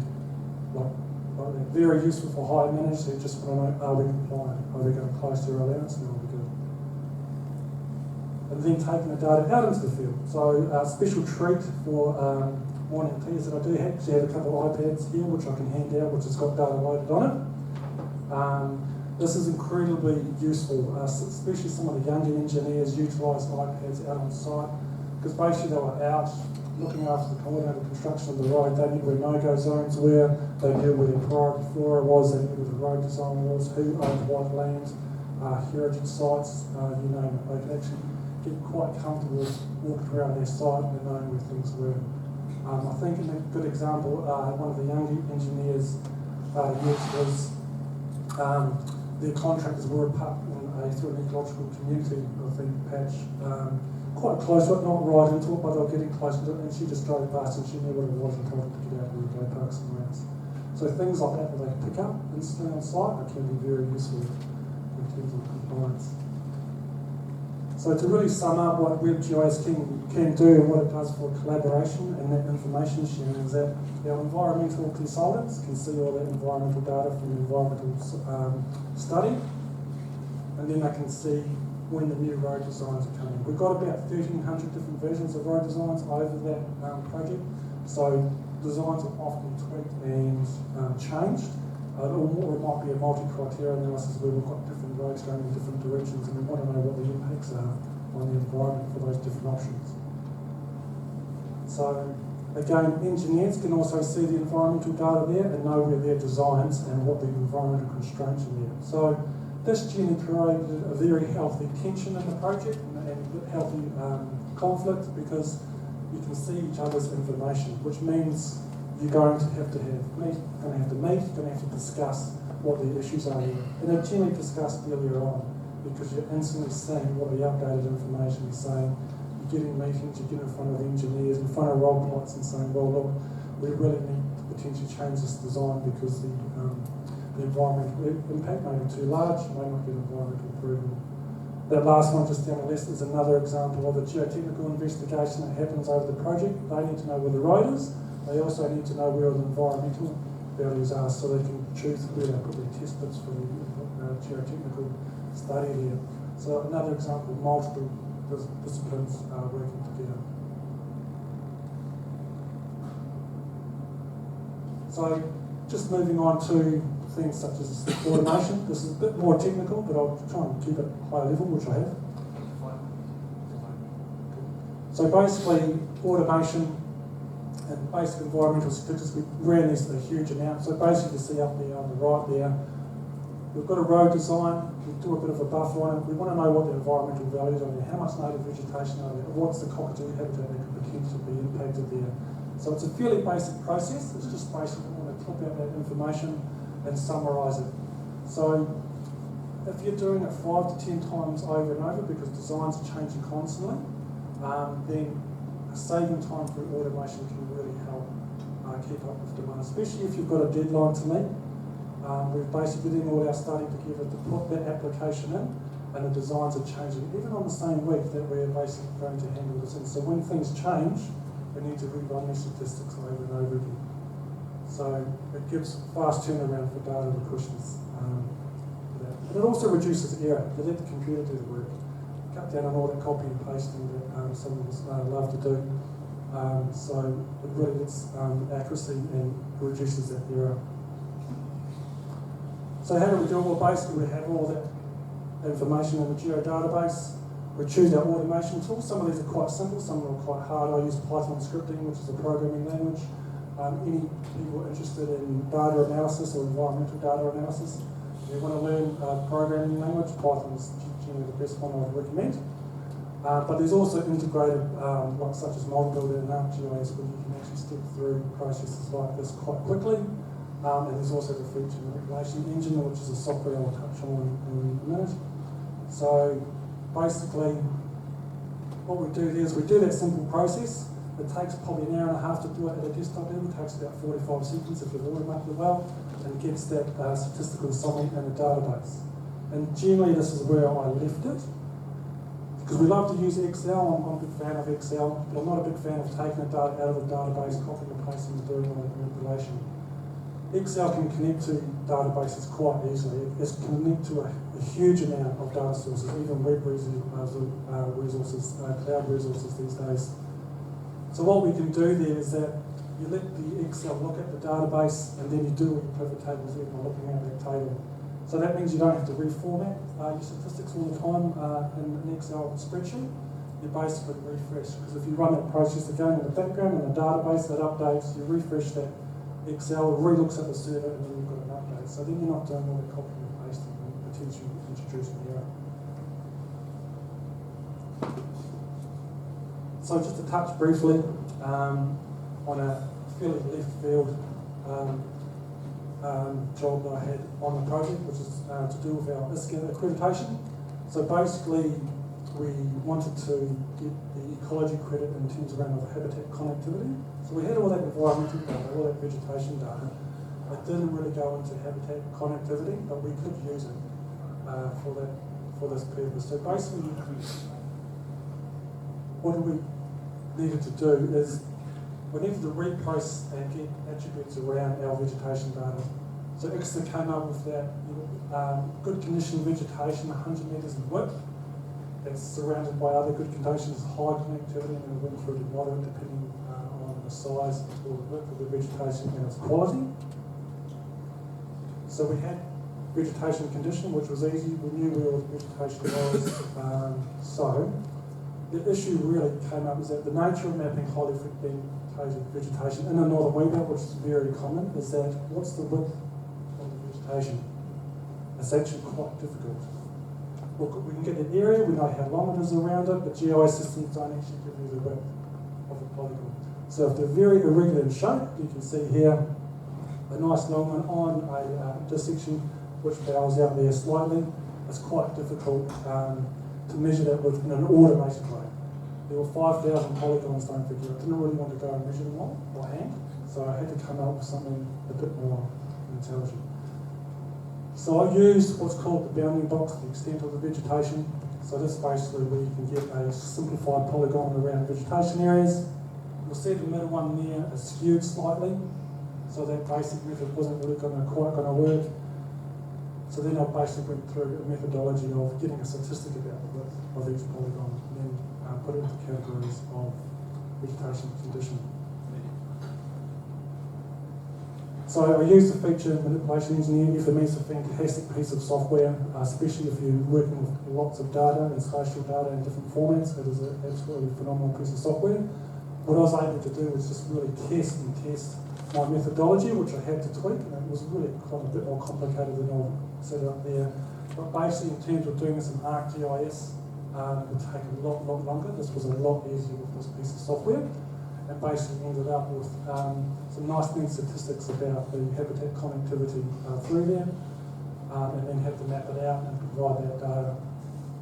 The habitat connectivity was positive in terms of pre-construction of the road and post-construction of the road, because a lot of the road went through pasture, and we're basically getting widening the road reserve of the Burngen, and all that's been rehabilitated with native vegetation.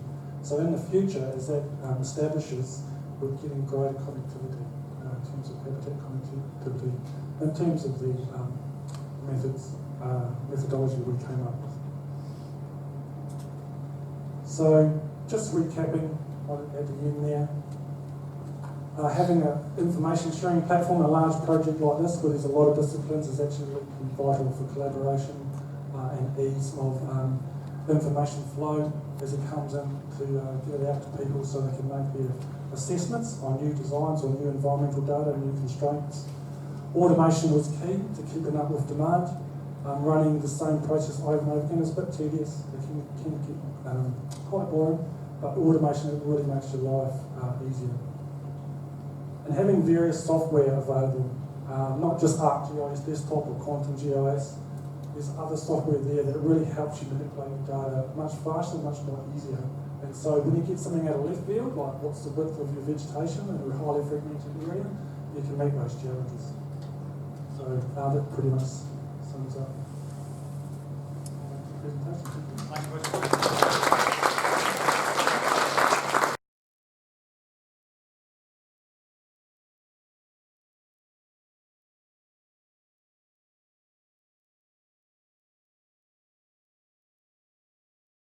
To the encouraging side of things, yeah, that was pretty negative, hey? The first presentation today is from Sarah Blackford from Jacobs, which is talking, well, about climate change, renewable energy development in Western Australia. Brilliant. Sarah is a senior environmental consultant based here in Perth. She started her career in New Zealand before moving here in 2012. Studying and starting her career in one jurisdiction, then moving to another, has sparked an interest about how vastly different environmental approval frameworks can be from jurisdiction to jurisdiction, and how we can take the good ideas developed in one and apply them in another. So if you could put your hands together for Sarah. Thank you.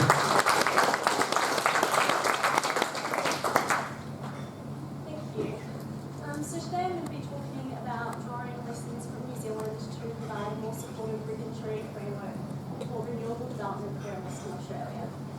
It's a bit of a mouthful, but bear with me. This presentation is based on a paper that I wrote for the EIANZ conference last year. When I first wrote my paper, the government was talking about providing mechanisms for encouraging renewable energy development throughout Australia. And so the point of my paper drew upon the government's support for renewable energy development, and then went on to make the point that the framework here in WA in terms of getting environmental approval for development is a bit of a barrier. However, between my paper being finished and today, the central government's done some fairly large U-turns on providing a renewable future. They've done a pretty good job of confusing me about what our long-term renewable energy goals are, so please bear with me while I retrofit this presentation to our new policy context. Although the government no longer seems to be as supportive of renewable energy development as they once were, my paper is still relevant from the perspective that we still have international obligations to meet under the Paris Agreement. We've most likely all heard of the Kyoto Protocol, which is the international agreement under the United Nations Framework Convention for Climate Change. Member nations signed onto the Kyoto Protocol in 1997. Now, when I went on the UN website to double check my dates prior to this presentation, It's got this beautiful timeline of all the significant United Nations events that have happened, and then it's got a little fun fact of what also happened in that particular year. So while some of us were interested in the Kyoto Protocol and signing on to this important international agreement, Elton John was busy rewriting Candle in the Wind as a tribute to Princess Diana, and I secretly love a good excuse to throw Elton into the conversation. Now, the Kyoto Protocol originally had greenhouse gas emission reduction targets that needed to be met by 2012, and this was later extended to 2020. The 2020 amendment is known as the Doha Amendment, and according to the United Nations website, the year that we were all busy trying to get extensions to our Kyoto obligations, some of us were busy watching Gangnam Style 1 billion times on YouTube. So Australia is a signatory to the Kyoto Protocol, and it's ratified this through the National Energy Target. There's various initiatives that have been set up to support that, and that's seen a large amount of renewable energy development, particularly on the East Coast and in South Australia. As a result of this, the Clean Energy Report from last year actually says that we're well on track to meet our Kyoto obligations, and if anything, it looks as though we're going to exceed them. So it's all good news from that perspective. But to keep momentum up past 2020, nations met again in 2015 in Paris to sign on to further greenhouse gas reduction targets that need to be met by 2030. Australia also signed the Paris Agreement and has consequently agreed to further greenhouse gas reductions by 2030, but this time we seem to have to try to achieve that without explicit government support. Now last year you may remember one of our many Prime Ministers, Malcolm Turnbull. He was in around the time that the debate of the National Energy Guarantee came up. This was apparently going to be one of the mechanisms that government was going to use to try to help us reach our Paris obligations. But as we all know, it became a bit of a political hot potato, Malcolm's out, and any sign of any clear greenhouse gas reduction guidance is also out.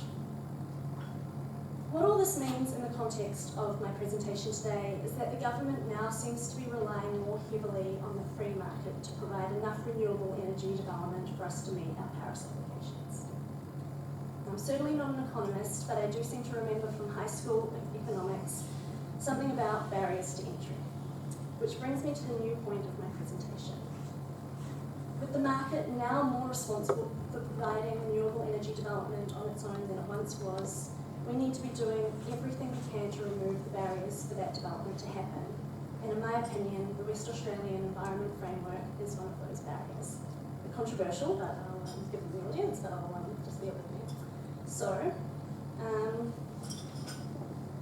in WA, the Environment Protection Act is our key piece of state environmental legislation. And the challenge that this Act presents for renewable energy development and development in general is that there's multiple layers that a project needs to be assessed against before the developer can truly understand what approvals may be required and how the regulator may deal with those approval applications. So let's just play this out in a scenario for a while. So we have a piece of land here in WA and it's got some native vegetation on it. We want to develop a wind farm and we need to clear that vegetation. We first need to look at the Environment Protection Act and apply Part 4, which means we need to decide whether the proposal is likely, if implemented, to have significant effect on the environment. And to determine this, the Act provides no guidance. Instead, we need to turn to gazetted administrative procedures or non-regulatory guidance. And if we think there is potential for significant effects, we need to refer to the Environmental Protection Authority, who make their own assessment about whether they think the effects could be significant and whether they need to formally assess it. And aside from Section 40, which sets out different levels of assessment, the transparency around this process sits outside the Act across a number of different documents. Then if the EPA, I really need that. So then, we're trying to stop the flickering, so it should actually turn it off. But I know the flickering is starting to irritate people, so I'm trying to turn the side screens off so that we remove that problem.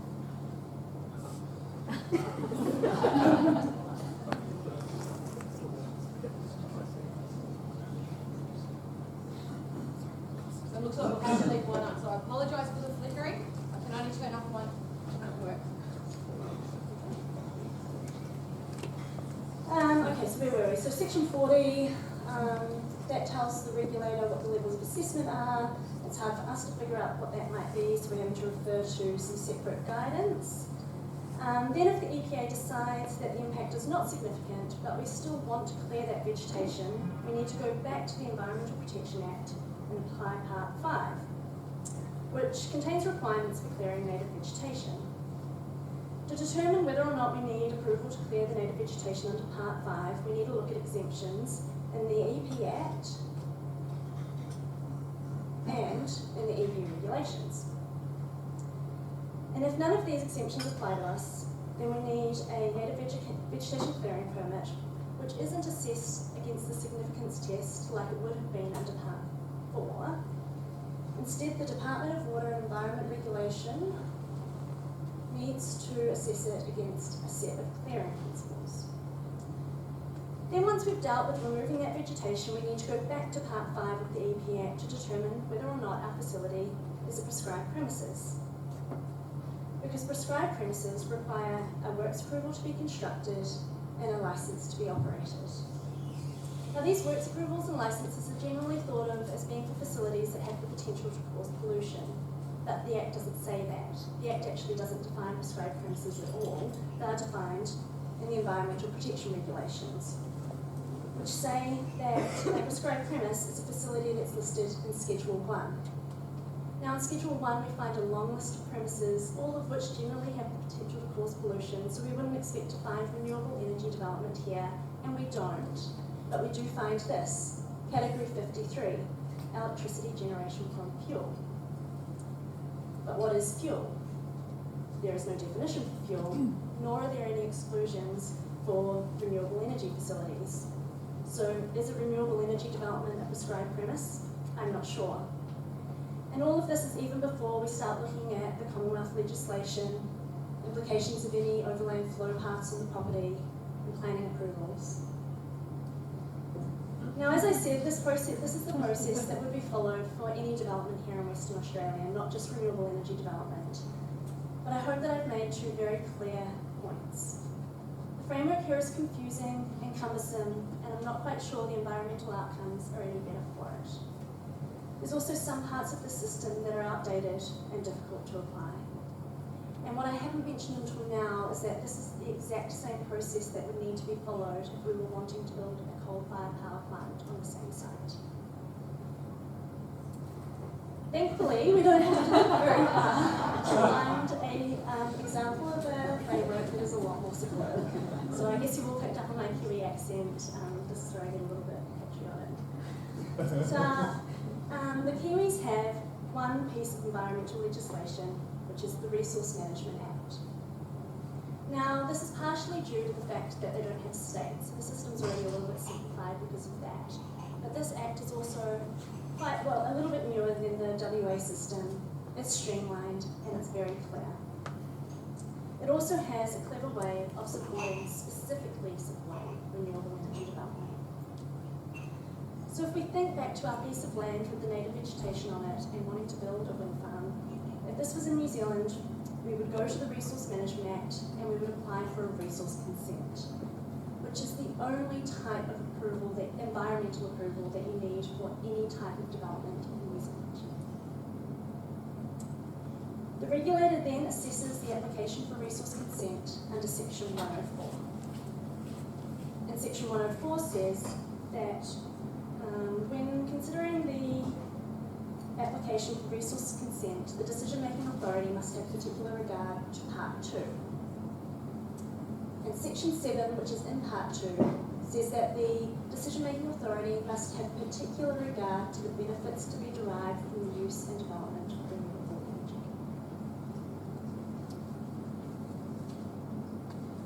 Then going back to Section 104, the regulator needs to assess the impacts of the activity on the environment. So this is similar to the EIA process that we have here in WA, but this step happens after the benefits of using renewable energy have been determined.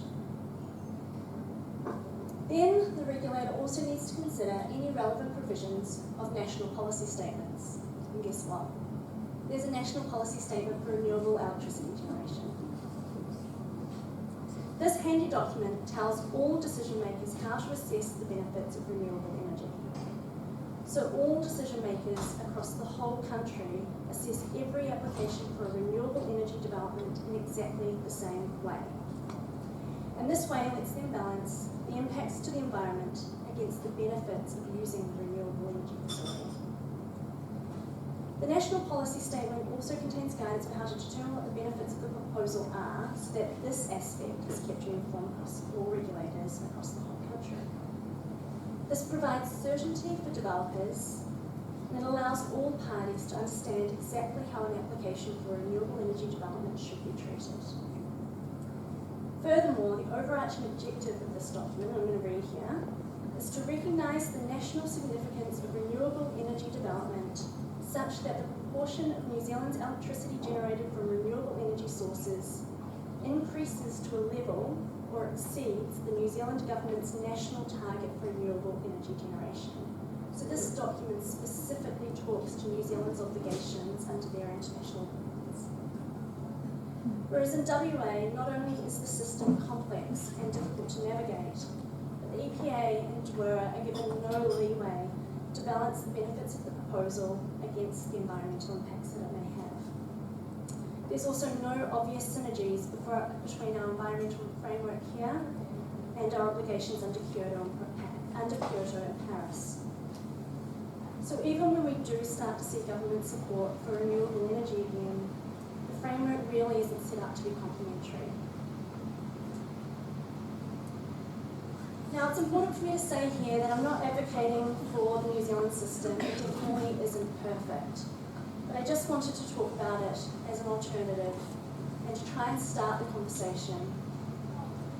Because I really think we're at a point now where we do need to start doing everything that we can to try and support developments that have long-term environmental benefits. Should our environmental framework talk to our international obligations, and should we allow regulators the opportunity to make decisions weighed against the benefits of the long-term use of proposed infrastructure? I think this is a conversation that we really need to have if we ever were serious about meeting any of our international obligations and providing a more sustainable future. And when the energy policy is reignited, because it will be eventually, will WA be ready to support the development that needs to happen for us to meet our Paris obligations?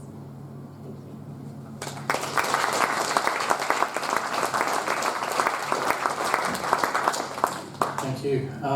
I'm not sure whether I'm actually more disillusioned now than before. They've got Jacinda Ardern and now this. Questions from the floor, please. I'm tempted not to go to Belinda, but go to Tom first. Well, look, seriously, Do you want mine? no, I don't, but I'll be real fast. Okay, market forces versus, would market forces be able to get us into renewables, do you think, against 120 years of fossil fuel subsidies? Is that a prejudicial question? Yeah, look, I'm not as familiar with the intimate details of the economics behind all of this. I suppose, there is a lot of reasons why the WA market is not seeing the same rate of renewable energy development as the East Coast. And I suppose the point of my presentation really wasn't to talk about why that might have been the case, but I do think that once we start seeing more renewable energy development here, it is a good idea to start thinking about how our frameworks could better support it, because I'm sure that there's going to be an instance where all of those wider economic forces do start to lean more towards a renewable future, and our framework's going to be lagging. Thank you. Belinda, because she'll shoot me if I don't. Yeah, just might nag you. You don't need a microphone either. No. Okay, so apologies for the slide thing, but I think we've resolved it now. In terms of that policy document, does that take into consideration the potential environmental impacts of a renewable energy project? So you're weighing all things up against each other? Yeah, well, that gives advice on how to consider the benefits to be derived from renewable energy, And then other sections of the Resource Management Act provides really clear guidance around what significant impact is. So their test is more than minor impact is not acceptable. On down the back here. Thank you. I was just going to answer the previous question about the economics of renewable energy.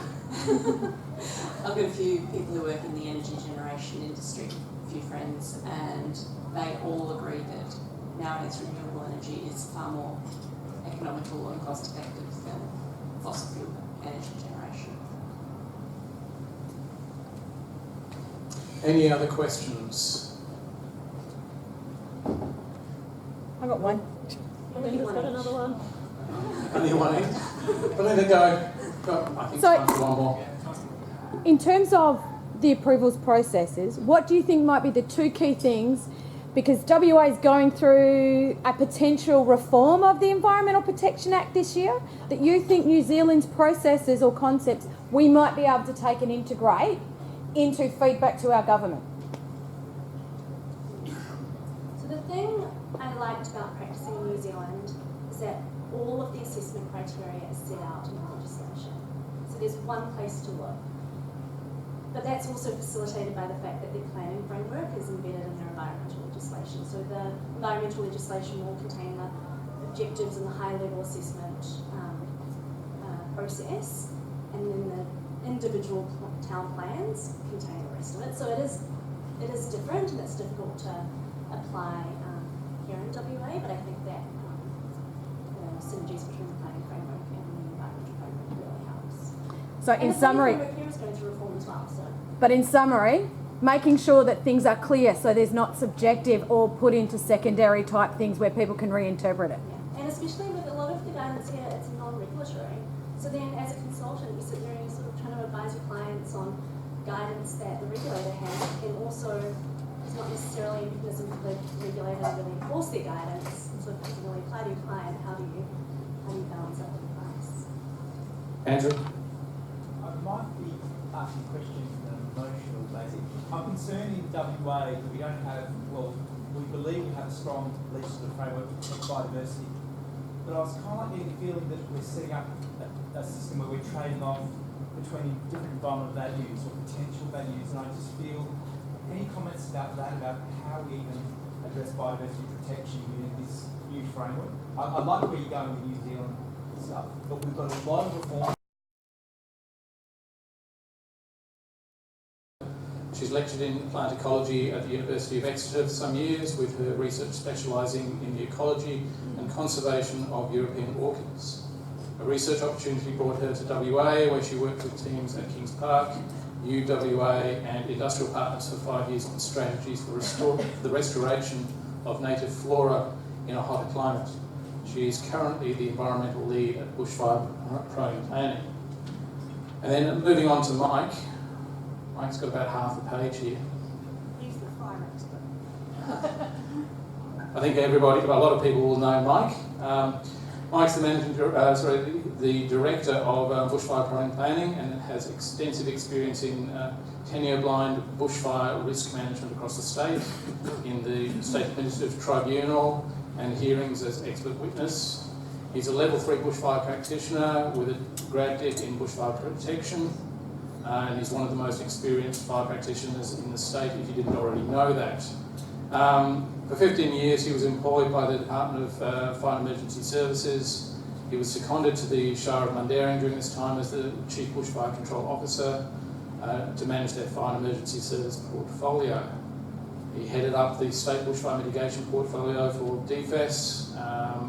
He managed and co-authored many projects during this time, including the state's bushfire mitigation framework and the state's 10-year blind bushfire risk management plans, bushfire risk management database and a mapping system. In 2013, he was invited to provide advice to the Department of Premier and Cabinet as the subject matter expert on developing bushfire risk management for the state over a 6-month period.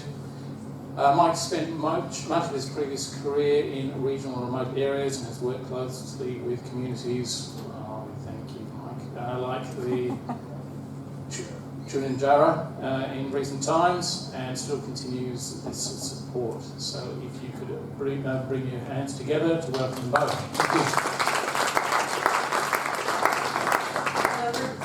Can you hear me? Hello everyone, it's lovely to talk to you today.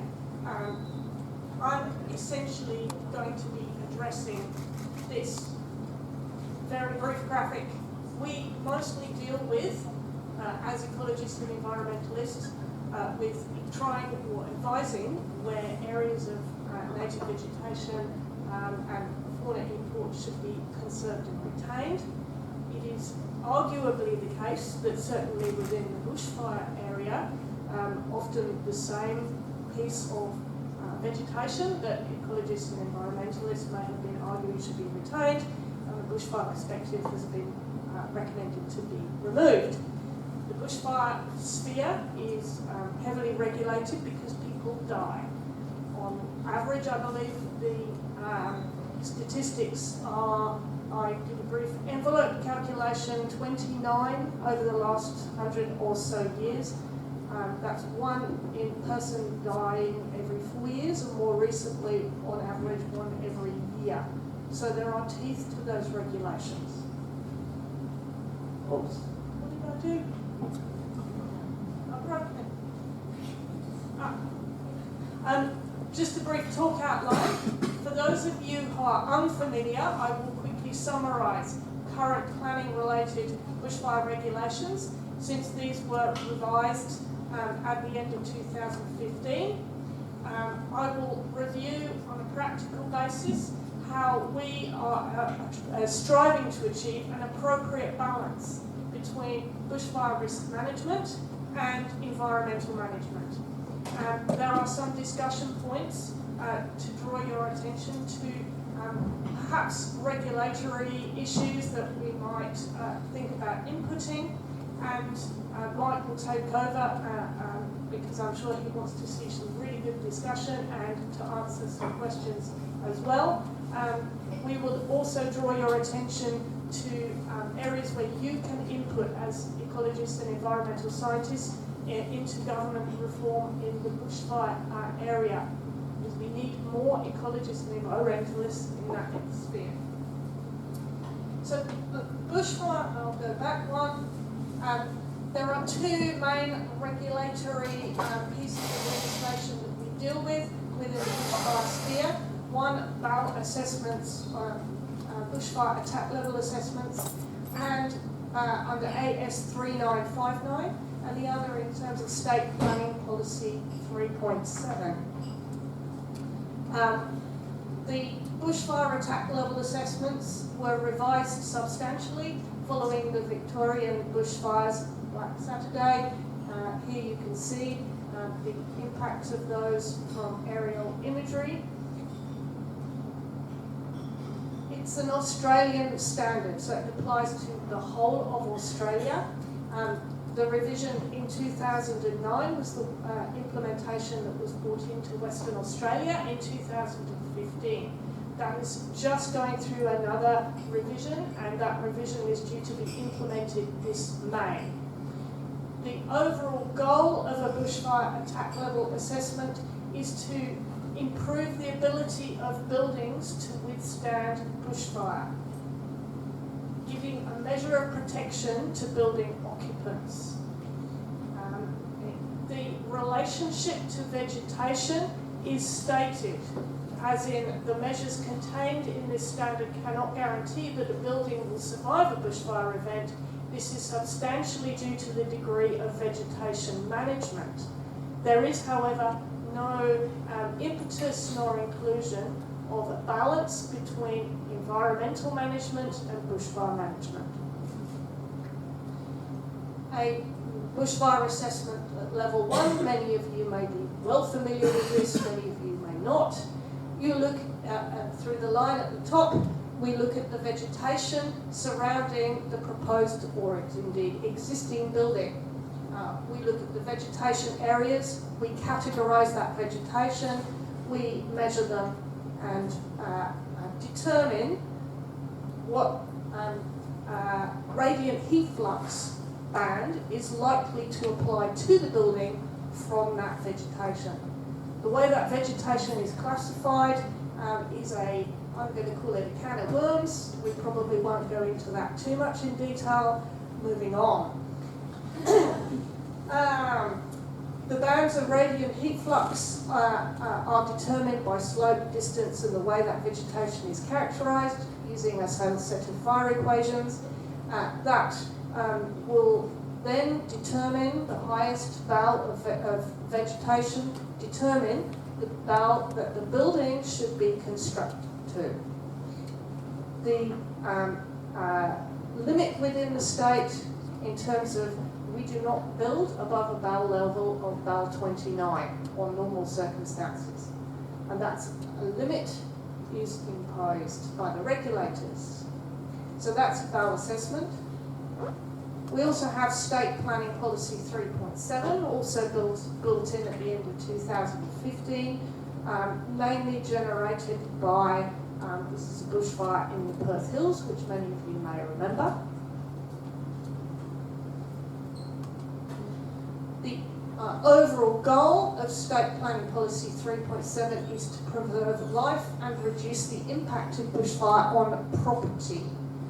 It recognises a range of management measures and seeks to address the appropriate location and the design of the development, but it also recognises that managing fuel loads and other kinds of management exercises, such as providing emergency services, for example, and education, have an impact on bushfire risk, but it specifically and indeed states in its overall goals that it seeks to achieve an appropriate balance between bushfire risk management and biodiversity conservation.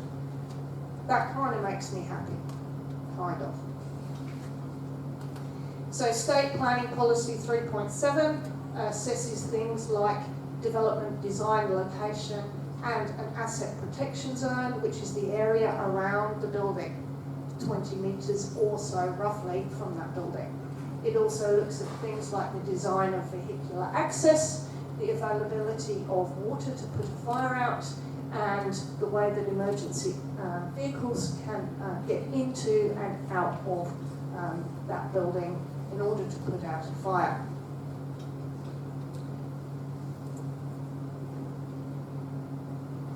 So, we're thinking about how we achieve an appropriate balance between these regulations, which often seek to clear vegetation to reduce bushfire risk.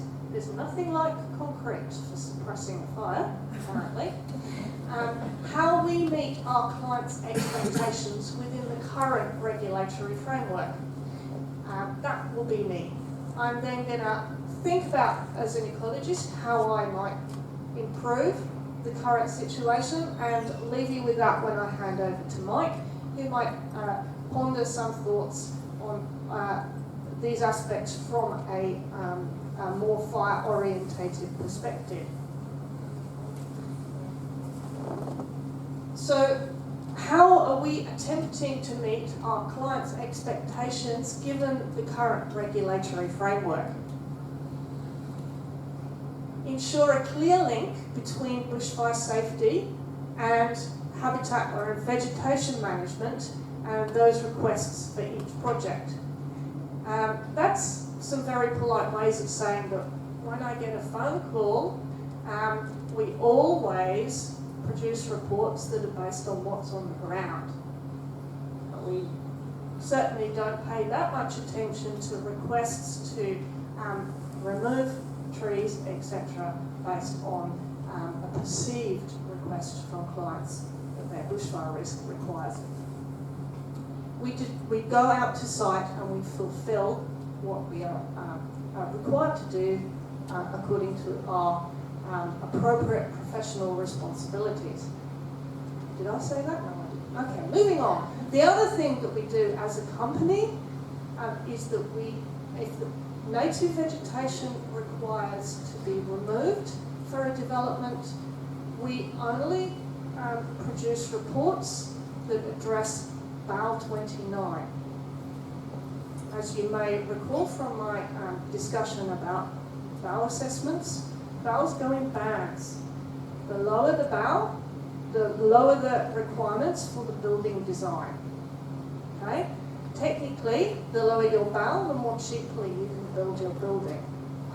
However, if we require to remove native vegetation, we only write bushfire assessments that go down to bow 29. Okay? We don't go any lower as a company. And I think that would be fantastic if that kind of approach was adopted statewide.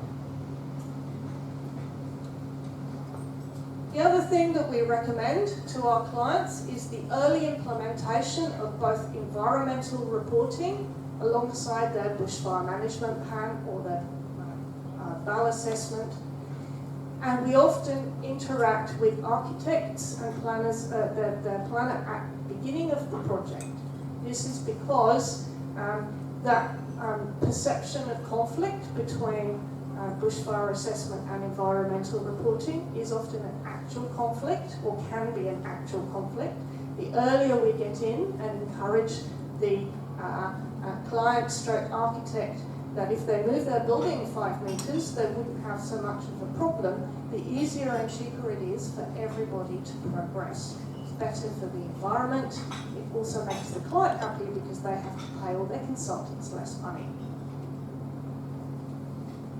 I'd love to give you some examples, by the way, but you know what consulting is like. We manage native vegetation in our asset protection zones.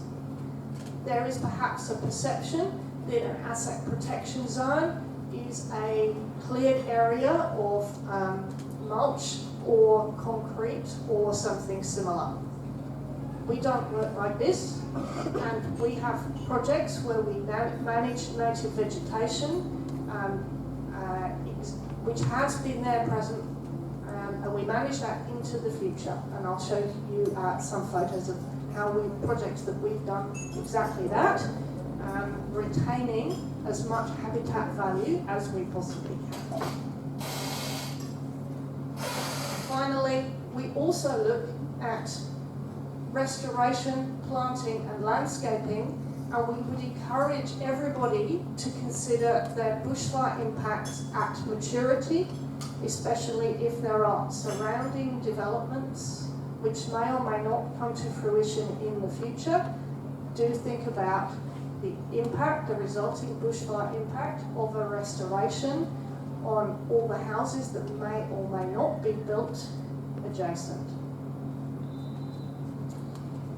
This particular development, which I've been told I can't tell you where it is an example, really quite nice example in my view, of how native vegetation has been managed in an asset protection zone where it might be considered that all, if not every single stick, at least every native vegetation would be expected to be cleared. You can see in this photograph at the front we have the cleared area, and at the rear you can just see some development starting to happen to the rear right hand side. On the left there's an existing area of bushland, and in the centre you can see our managed area. This consists of trees, grass trees, macrozomia, and similar. This passes bushfire regulation as a managed area. You can see on these two slides on the left how that native vegetation has been managed. The grass trees have been managed. They have been clipped and are permitted to regrow. The trees, the canopy, obtains a specific density. The shrubs have been partially cleared to allow separation, and the understory has been parkland cleared.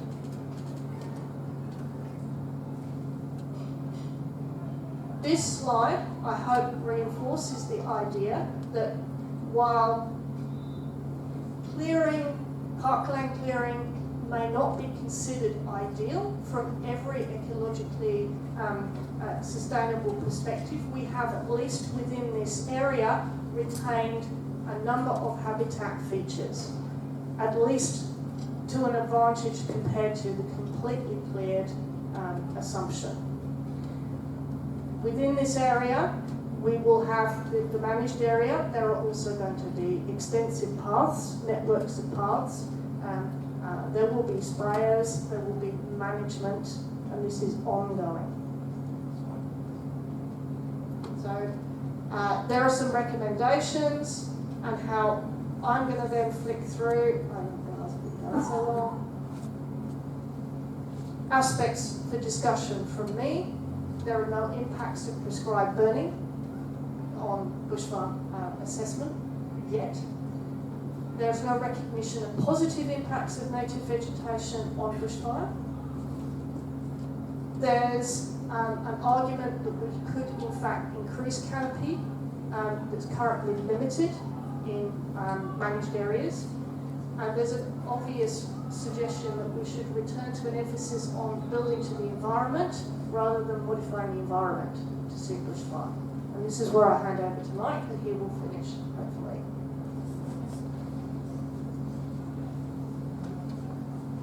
Thanks, Anne. Hey, well, first out of those photographs you just saw about the cleared areas, etc. If you look, there was native bush there as well. There was what's called a vulnerable land use, and the building was only allowed to have a impact of 10 kilowatts per square metre. So the separation distance was huge, and the native untouched vegetation is part of that APZ that's incorporated in it. And then the separations between the kept or untouched, unmanaged vegetation are the cleared area we had between that to meet state natural requirements. So rather before they pulled us in, the whole was going to be cleared. So we end up keeping a lot of vegetation corridors, all that sort of stuff there, and still met state legislation requirements. So it's so I'm glad they actually forced us to do that. A big state that is in the city, and I said it's also a vulnerable land use, so it's very much monitored. Can you actually hold the mic? It's really hard to hear. Oh, is that better? Yeah. Okay, sorry. Well, also I haven't really got any good news for you, so I'll try to be quite quick. As Anne touched on, there's the state standard SP 3.7, and there's a state planning policy 3.7 bushfire, and under that is the associated documents like the guidelines and appendices, etc. That's doing part of it. There's and what I'm going to touch on is there's 4 elements within the guidelines, and those 4 elements are you've got to meet a certain requirement and performance requirements. So one is location. That's element 1. Element 2, siting design. Element 3 is vehicle access, and element 4 is water. So.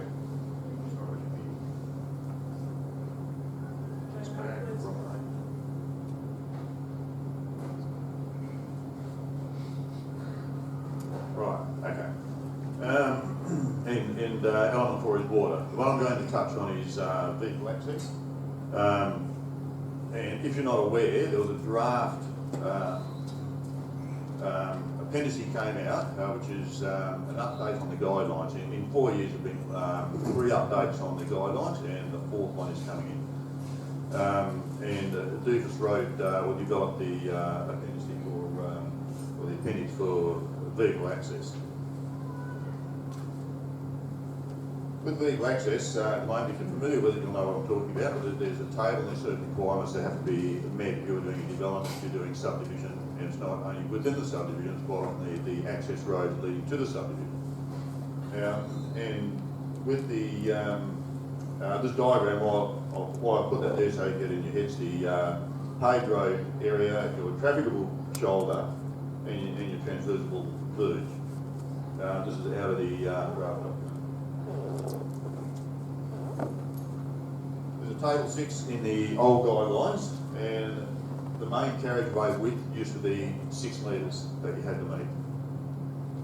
Now if you look at the top column, you've got 8 metres, 7 metres, 7 metres and 6 and 4. And then under that, your horizontal clearance, which takes in your road verge and trafficable area, which is into your where your vegetation normally is on your road verge.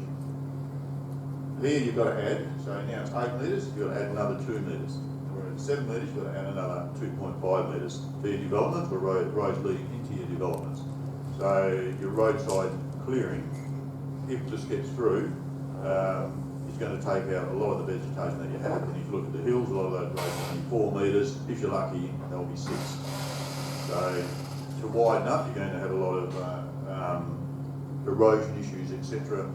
as well. So why I am the reason why I'm actually going through this document or talking about this particular part of the document is this was out for review. Not many organisations or people wasn't widely circulated, and not many people put in when it was out for review, so submitted papers on it and their thoughts, and then try to come up with solutions. So like I said, it was developed by DEVIS, and the thoughts were to try to make it safer for firefighters if they're sitting on the road fighting fire from the road. A minute?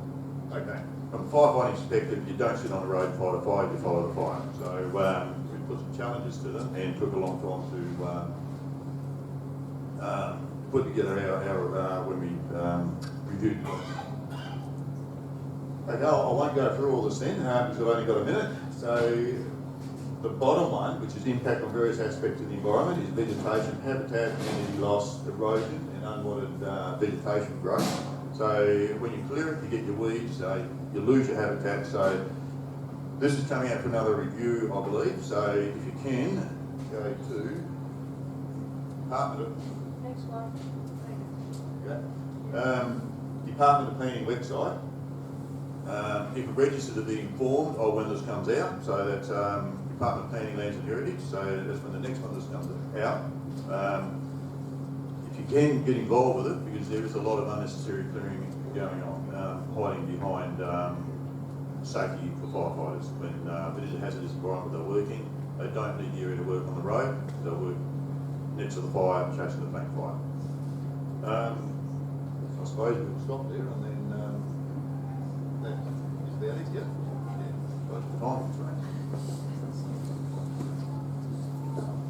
Thank you very much, Mike and Anne.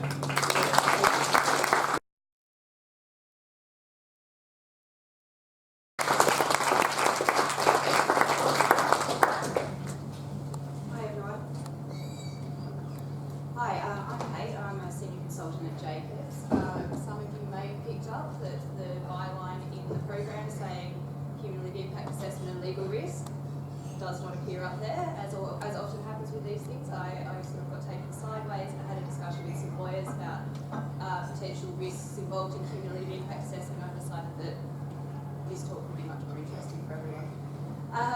So what I'm basically going to do is, can you not hear me? Is that coming through now? Ah, cool.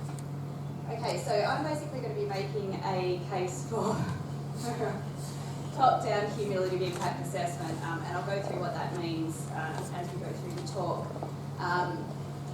So I'll describe impact assessment and cumulative impact assessment. Most of you are probably quite familiar with it, but I will just run through it quickly.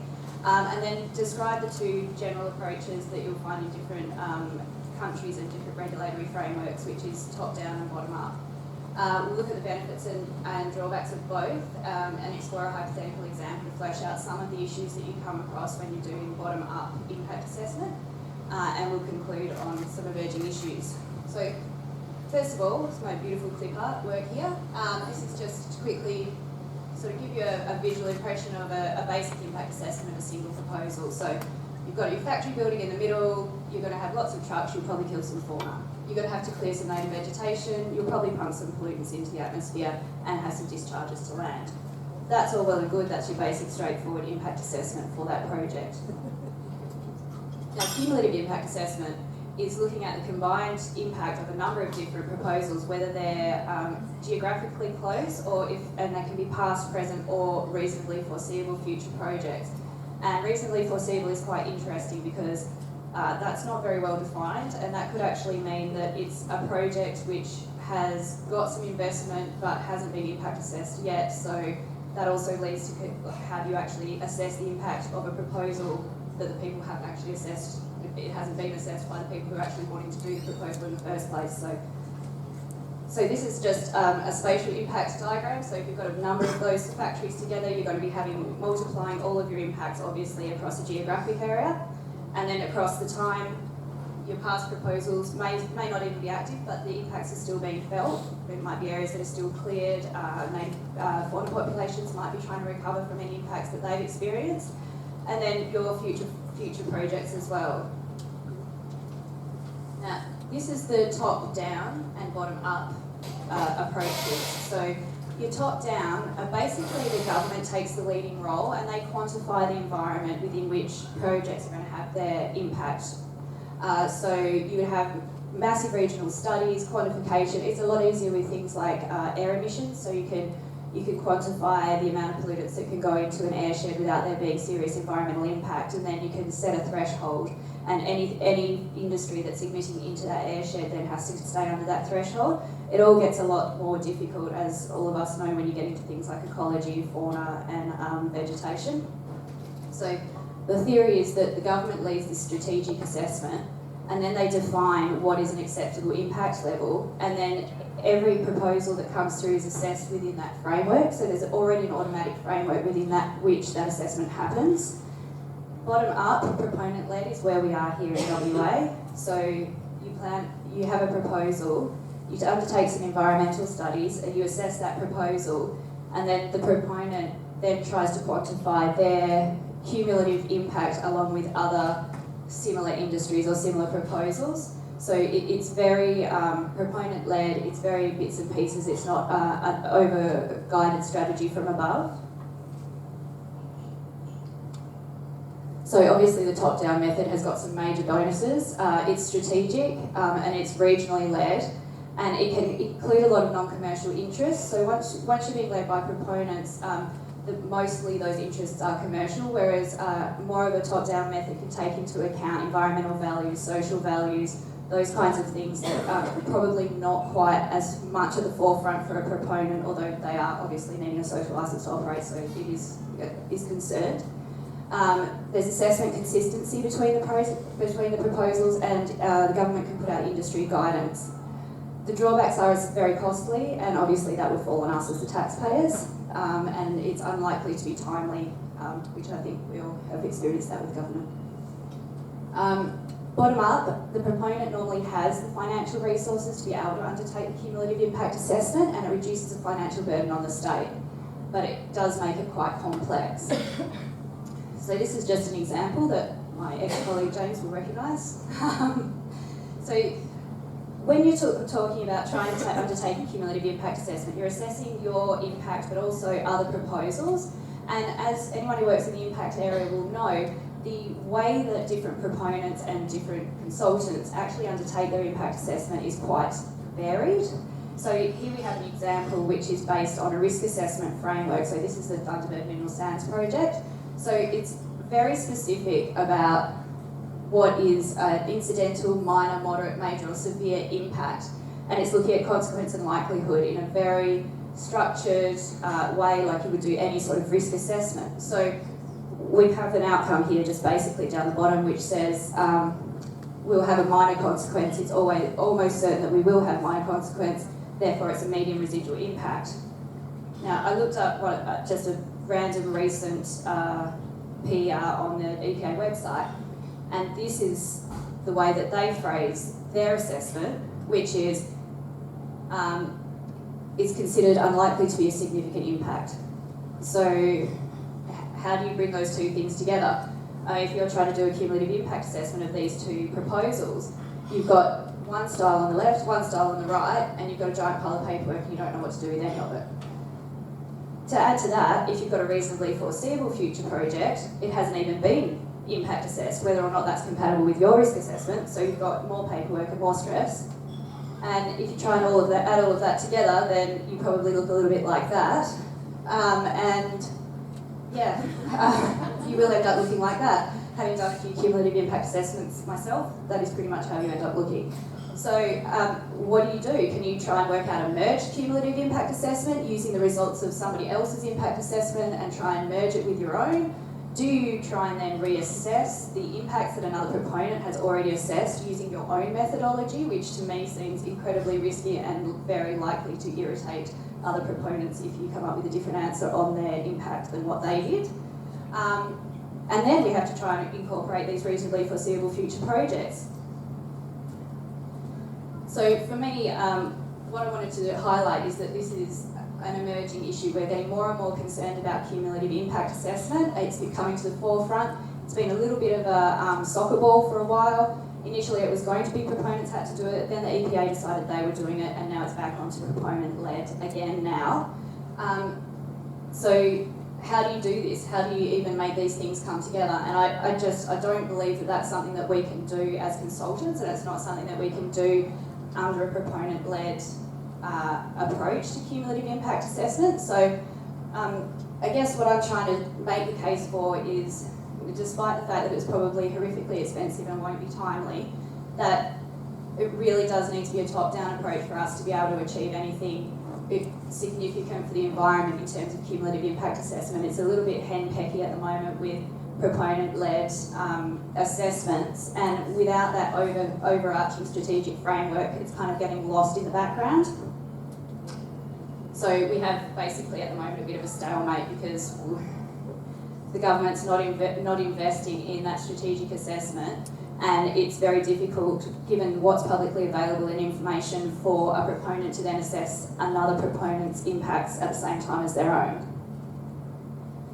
So looking forwards, at the moment, the DWER and WOBSE are working with to pull together an index of biodiversity surveys for assessments, which will help with availability of information, but whether or not that will actually be used to then set up a structure within which we can do cumulative impact assessment is yet to be known. And again, reflecting on what Sarah was saying about the New Zealand example, we do have examples around the world where they are doing better top-down cumulative impact assessment, and that would be Canada is a leading light and has been a world leader for a lot of years. So there are actually examples out there that we could follow, but it's just a matter of actually getting a bit of grunt behind it and getting some government interest. So reflecting on the negative side of things, I'm not entirely optimistic that that's going to happen anytime soon. But I just wanted to make sure that people have got it in their mind that there is a way that we can do this better.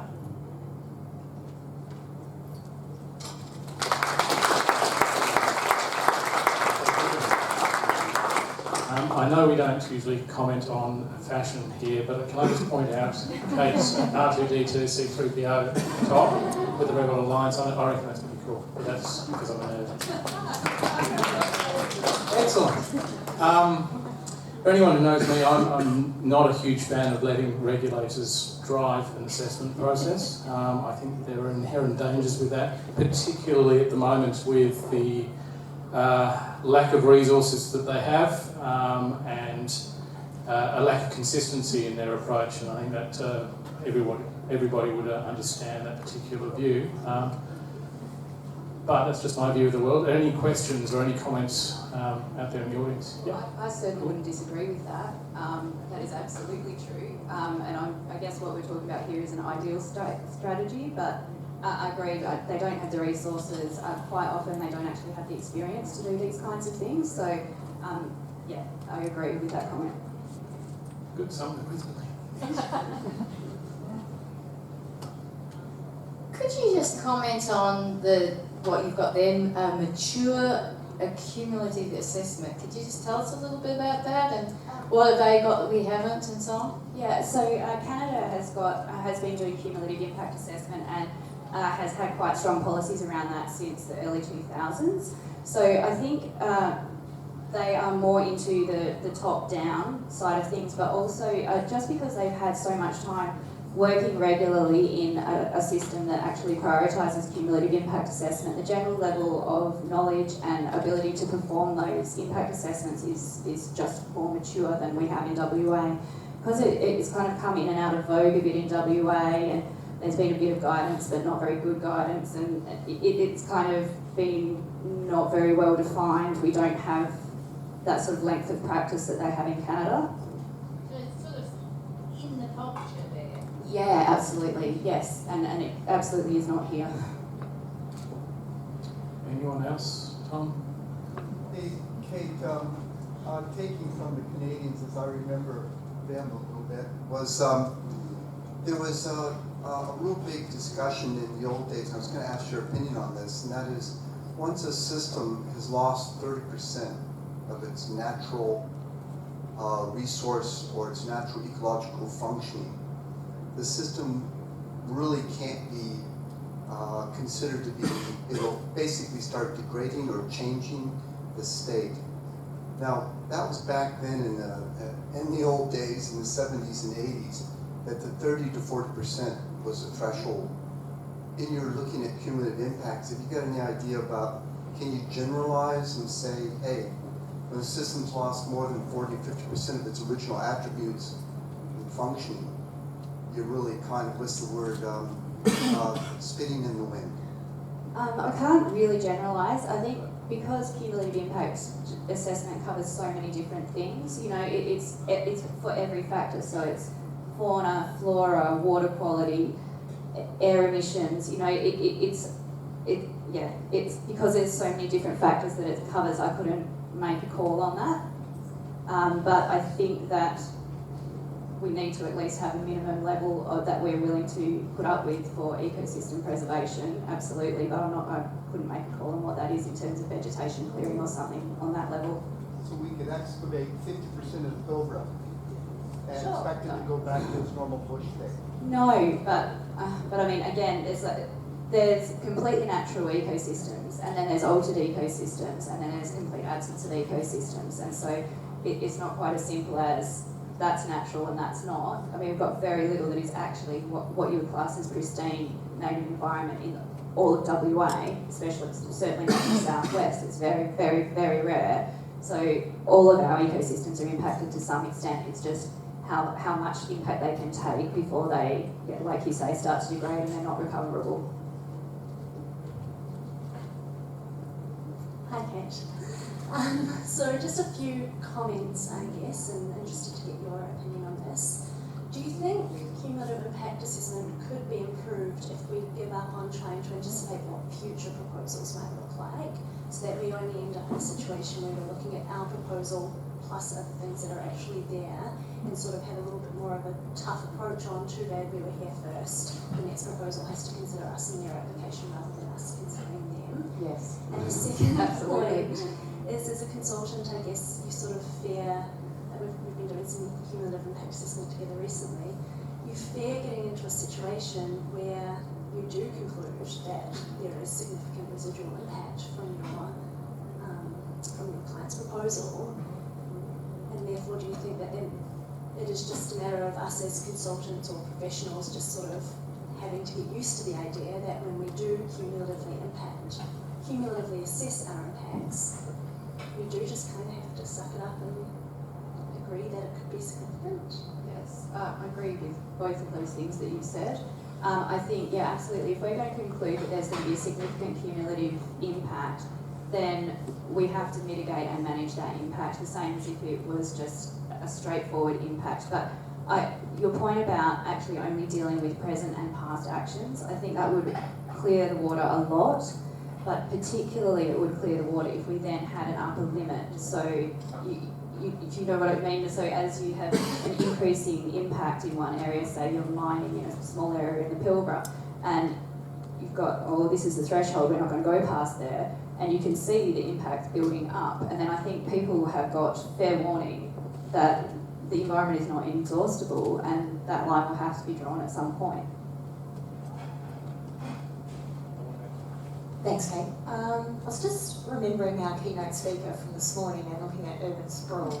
And it seems that cumulative impact assessment is reserved for industry and factories and mines and oil and gas. But because the planning industry is building the houses we live in, they're somehow exempt from cumulative impact. Just wondering if you had any thoughts on that. I can't help but agree, and I think I think part of the problem is, we were looking at all those smaller developments, and the developments are so small, whereas it's easy to look at something like a giant mine site or an oil and gas project and be worried about the cumulative impacts, and where it's kind of a death of 1,000 cuts on the urban fringe here. Each thing is so tiny, but if you do the overall assessment, it is an issue. And I know currently they're trying to do the strategic assessment for the Perth and Peel region, and that seems like it was going to be fantastic, and it's completely stalled and it's sunk under the water. And I actually spoke to someone who's on the board for that this morning. They seem to be hopefully making some progress, but yeah, sadly, and again, while all of this is stalling, there's still more and more and more of those tiny little developments happening, and we are getting more of that urban sprawl. Hi, I'm Jo Bucky. I just thought I'd make a comment that there's quite a bit of work in this area in the marine environment. What was previously called the benthic primary producer habitat guidance has got quite good,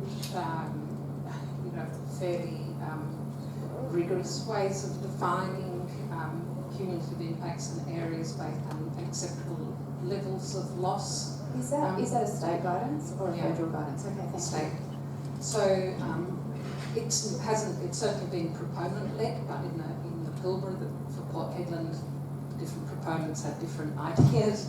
So they ended up having to do a top-down approach to actually define the marine area. So they kind of divided the coast up into management units and then allowed a certain amount of loss within those areas depending on the attributes, so whether or not it was a natural area or a kind of zones within that unit. So that might be worth looking at. Thank you, yeah.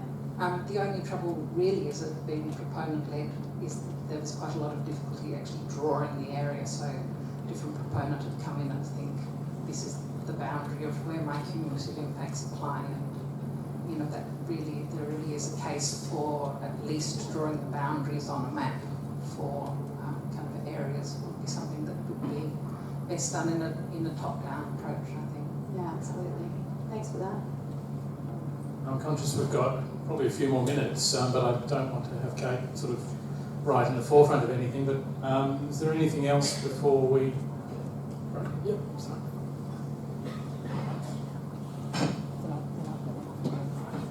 Yep. Belinda, another question. Thanks, Kate.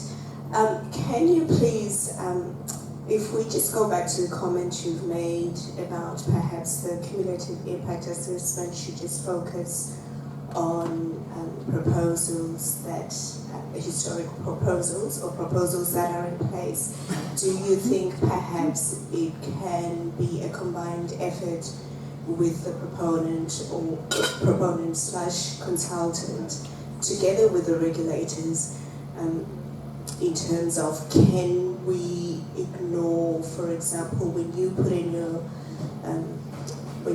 proposal to EPA, perhaps they are privy to other proposals that have been submitted, and they know that there will be more impacts that perhaps you were not aware of as proponent A. Proponent B has also put in approval. So can you comment, or what are your thoughts on, should this be a combined effort with industry and government, or should it solely be industry/proponent doing the cumulative impact assessment? Oh no, I think that there should be a lot more of the government being involved, but again, as we were discussing earlier, sometimes that doesn't necessarily make things easier, it often makes it more complicated. So Jo's comment about kind of a collaborative approach between proponents would be, I think, a really good middle ground, because you'll have the financial investment, you'll have the drive to get things done, but then you'll be looking at the impacts in collection. But yeah, the thing, I guess, and you're right to bring that up, if there's a hard line and there's sort of 2 or 3 proposals that have gone in at once, then where can you draw that line? And I guess you do have to probably have a long lead time on that. Like, you can't just sort of drop the gate and say, right, sorry, you got your proposal in one day too late, it might cost you $40 million to put it in, but too bad. So, you know, that's where more leadership from government would be helpful.